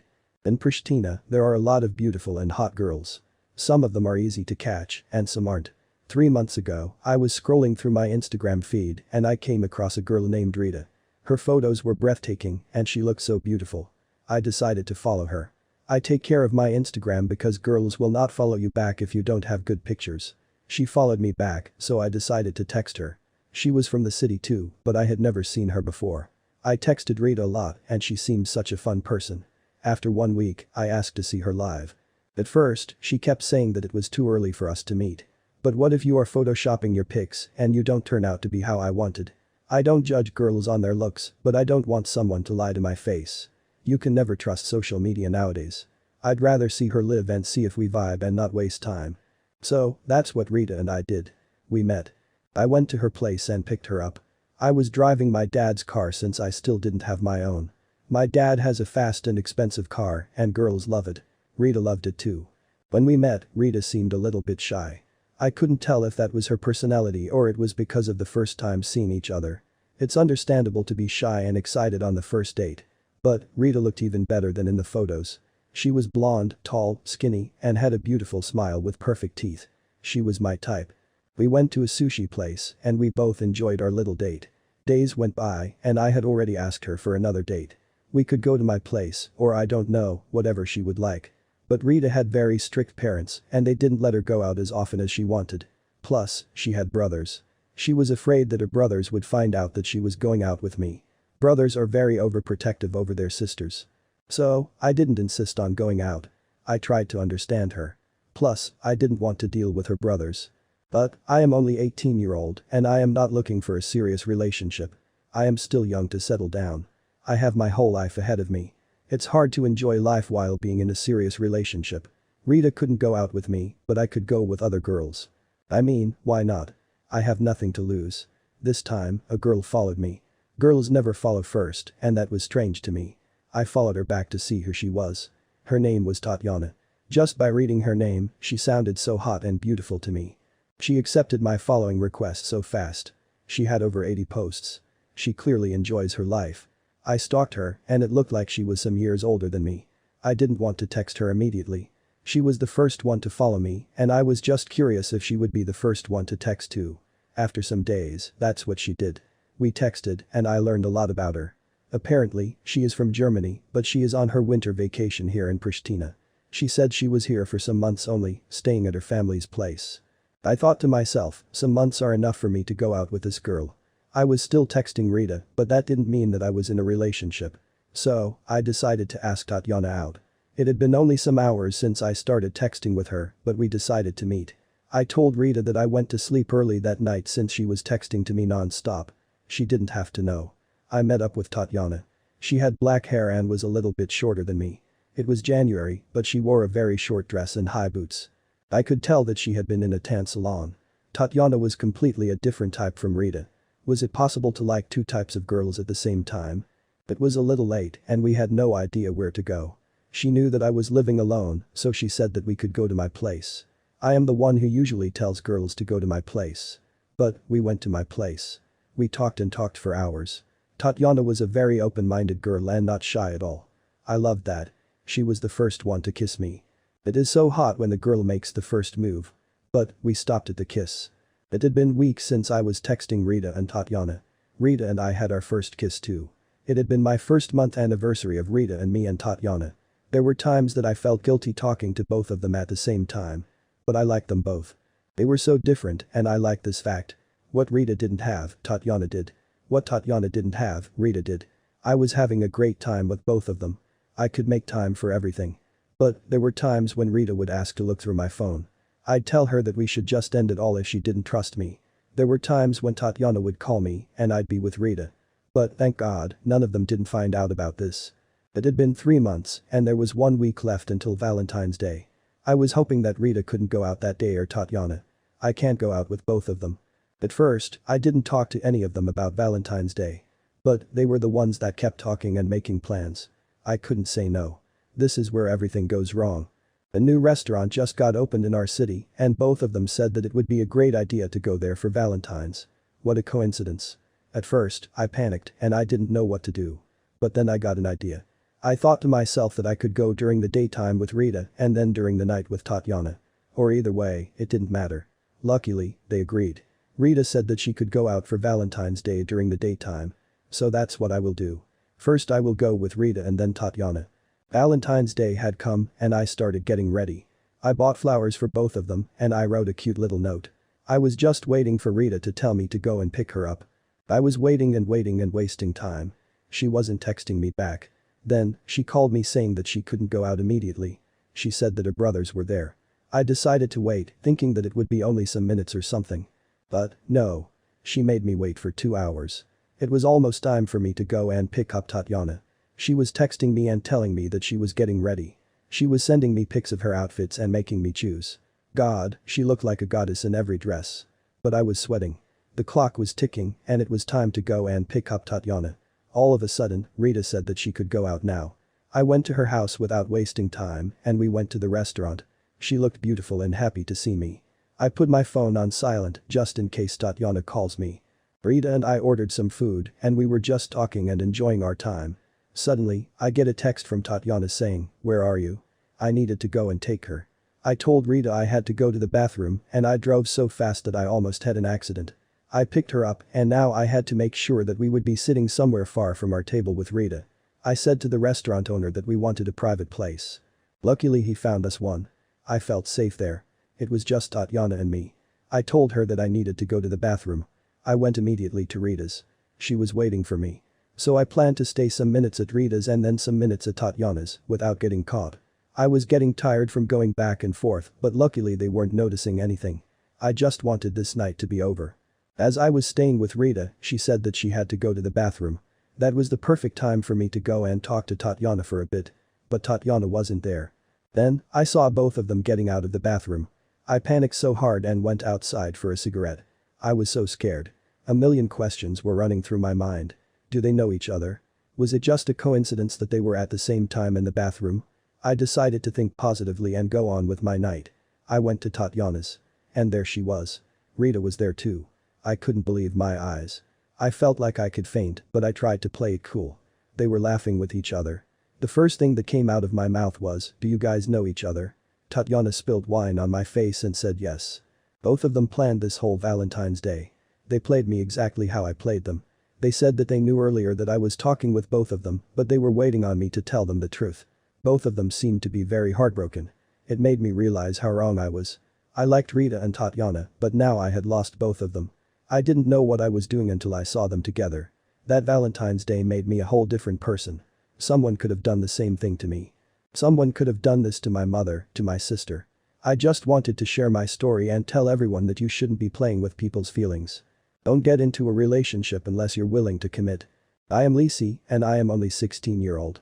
Months ago, something had happened to my family and me, so I decided to tell my story. Get ready to get goosebumps. I was born and raised in Jylland. We are one small family, but a happy one. I live with my parents and I am the only child. My grandparents had passed away very early when I was a baby. But my mom says that I used to love them so much. I often think about them and how life would be if they were still alive. Even though I am big now, my mom still treats me like a baby. But I can't complain, though. I am a mama's boy. When I am home, most of the time I spend with my mother. My mom doesn't work, so she is always home. On the other hand, my father works in Switzerland and he is never home. But it doesn't go an hour that my mom and dad don't text each other. I try as much to stay home with her because I don't want her to feel alone. But it's hard, especially when you are a 16-year-old and your friends are going out and being rebellious. But my parents have sacrificed a lot for me. Staying home with my mother is the least that I can do. When my father isn't home, I feel like I become the father of the house. I think that I must be brave and I must do the most to make my mother feel safe. 5 years ago, we were in a very terrible economic situation. I was a kid, but I remember so much. I remember how stressed my parents were. My father worked different jobs, but he was not getting paid enough. My mother couldn't work because she had to stay home and look after me. We never had vacations, and we never went somewhere fancy. There were times when we could barely find food to eat. I was the only kid at school who would pack lunch and all the others were going out and eating. There were times that I felt left out. I like to remember the past because I see how much our lives have changed now. A lot has changed in 5 years. Since there weren't many good jobs, my father decided to leave our country and go to Switzerland. The fact that he would be far from us broke his heart. But it was the only solution. I remember how scared my mother was and how she would lock all the doors of our houses all the time. But our city, Jylland, is very safe. We were always safe here. My dad comes to visit us every 3 months. My mom is the happiest when dad is here. We are all happier now. Life is good. We have a roof upon our heads, good food, and warm clothes. These are the most important things, says my mom. But, on the other hand, my dad is different. He is always looking for more. He never settles down. Now that we are in an ideal economic situation, he thinks we should enjoy it and not feel guilty. I am not the type of person who wants expensive stuff, but my dad is. One day, as we talked on FaceTime, he said that he had a surprise for us. Guess what? He had bought a Tesla, a white brand new Tesla. This car was very trendy and everybody seemed to love it. I have heard about it and there were times when we would talk with my friends about it. I couldn't believe that my dad had bought it. It is a car that can drive itself. It's insane how far technology has gone. After some weeks, my dad had come and it was time for me to see the new Tesla. I was speechless. You should be 18-year-old to get your driver's license in my country. I don't have one yet. But my dad still let me drive it. It felt so good driving the Tesla. My heart was racing and my legs were shaking. We even tried the option to let the car drive itself. My mother was scared of it. But I loved it. Every time that my dad comes back, we go on vacation. This way we can spend more time together. Plus, it was summer and I was out of school. This time we decided to go to Helsinki, Montenegro. We had never been there, but people always seemed to love and have a good time there. We didn't care that we didn't know the road, Tesla got our back. It was a very hot day, so we couldn't wait and arrived there and have a cold swim. We didn't waste time. We took some clothes, some food for the road and decided to start the journey. It was a long road ahead of us. There were times when our dad would put the Tesla on its self-driving mode. His hands would be out of the wheel, but we would still feel safe. We started our journey very late afternoon and it was beginning to get dark outside. I slept some hours and when I woke up, it was pitch dark. My mom was asleep too. We were driving and driving. There were no lights, no cars, no humans. We could barely see. There were a lot of mountains and the road was getting bumpy. At first, we thought we were going on the wrong way, but the GPS told us that that was the right road for our wanted destination. We were looking for a gas station to stop and rest a little, but we couldn't see any. It was summer, but the road was foggy. That was where we started getting worried. At that moment, we were just hoping that the sun would rise, and this way, we would feel safer. We couldn't find any gas station, so we decided to stop the car and just have a little bit of fresh air. We parked the car on the side of the road. My parents were smoking a cigarette and we were just having a conversation. It was so dark. The moon was the only light. The silence was loud.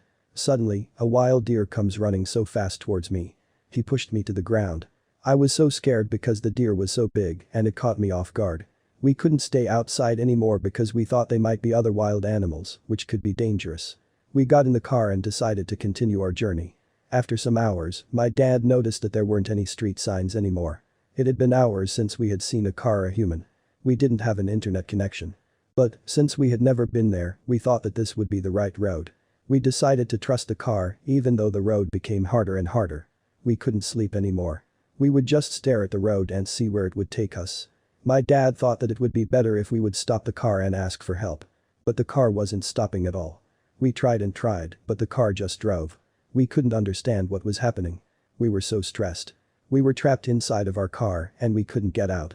The car took us inside some big mountains, then it stopped. It was even darker. There was nothing around us. We were left with so little food and we all needed to go to the bathroom, but the door was still locked. We fell asleep that way and then we woke up to the noise of the car starting up. My dad wasn't even touching the wheel anymore at this point. We were in the early minutes of sunrise and now we could see where we were. We were in a big field with nothing around us. The car started driving and driving. Then, it took us to a very strange place. There was a big, scary, abandoned building. The car got parked near there. Then, the doors of the car got opened. It was like the car was communicating with us, telling us to go outside of the car. At this point, we didn't care where we were. We just wanted to get out of the car and be safe. We got out, and I had never felt freer than at that moment. It was early morning. It was silent, and the only thing we could hear was the bird singing. We needed this fresh air. But there was nothing around us except that building. The car closed its doors, and now we were left outside. We didn't know if we would ever get back in our car or if we could ever return home. We thought it would be better if we walked around and asked for help. Maybe someone could be there. We walked around the building, but nothing was there. The building was old and musty. It had a massive door, and we couldn't see what was inside of it. We decided to open the door and find out. We walked in, and we noticed that it was someone's home. But maybe that someone had lived there over 50 years before. The furniture was untouched and full of dust. There was an old, fat television and an old piano. There were still some dirty dishes in the kitchen. The building had 3 floors. And we decided to go and see what was in there. There was a big room with over 20 beds. We thought that this might have been an orphanage. We wanted to see the 3rd floor too, but the stairs were so old and musty we were afraid that we would fall. We decided to go out and see if the doors of the cars got opened. We arrived at the living room and tried to open the door. We couldn't open the door. We were so scared and we didn't know what was going on. We felt like we were on the set of a horror film. As we were trying to figure out how to open the door, we heard the sound of the piano. It was playing itself. That was the moment we realized that this had to be with something abnormal, something out of this world. I don't believe in ghosts, either my parents, but what's the explanation for all the things happening to us? The piano play lasted for 3 good minutes. My body was shaking, not knowing what was going to happen next. Then the piano stopped and we just stayed here in complete silence. Suddenly, we heard some steps, like someone was coming to the living room. But no one was coming downstairs. We were stuck there for an hour, listening and looking around. Then we heard steps like some people were coming downstairs running to the living room. There were no people, no ghosts, just some dust flying around. That's when the door got opened and the dust went outside of the door. We were shocked because it looked like some spirit had just gone outside of the house. My mother was crying. We didn't know if we would be safer inside the house or outside. At that moment, we heard someone honking a car. And we thought that somebody had come to recuse us. But no. Our Tesla was honking at us like calling us to get in the car. We went outside and the car opened the doors. We got in and the car wasn't starting itself like it used to. My dad tried to start it and it did. It looked like we were in charge of the car now. We drove some miles and the GPA was back and we noticed that we were nowhere near our destination. We were back on the streets and we saw cars and people and millions of gas station stops. We didn't know if we should ask for help. What would we say to everyone? We decided to drive home because this whole road trip got too weird. I haven't told anyone this story until now. We still don't know if we will keep the Tesla. My dad's theory of all this happening was that somehow there were old spirits on that abandoned building that needed to be free. We were the chosen ones to do that. Why us, though?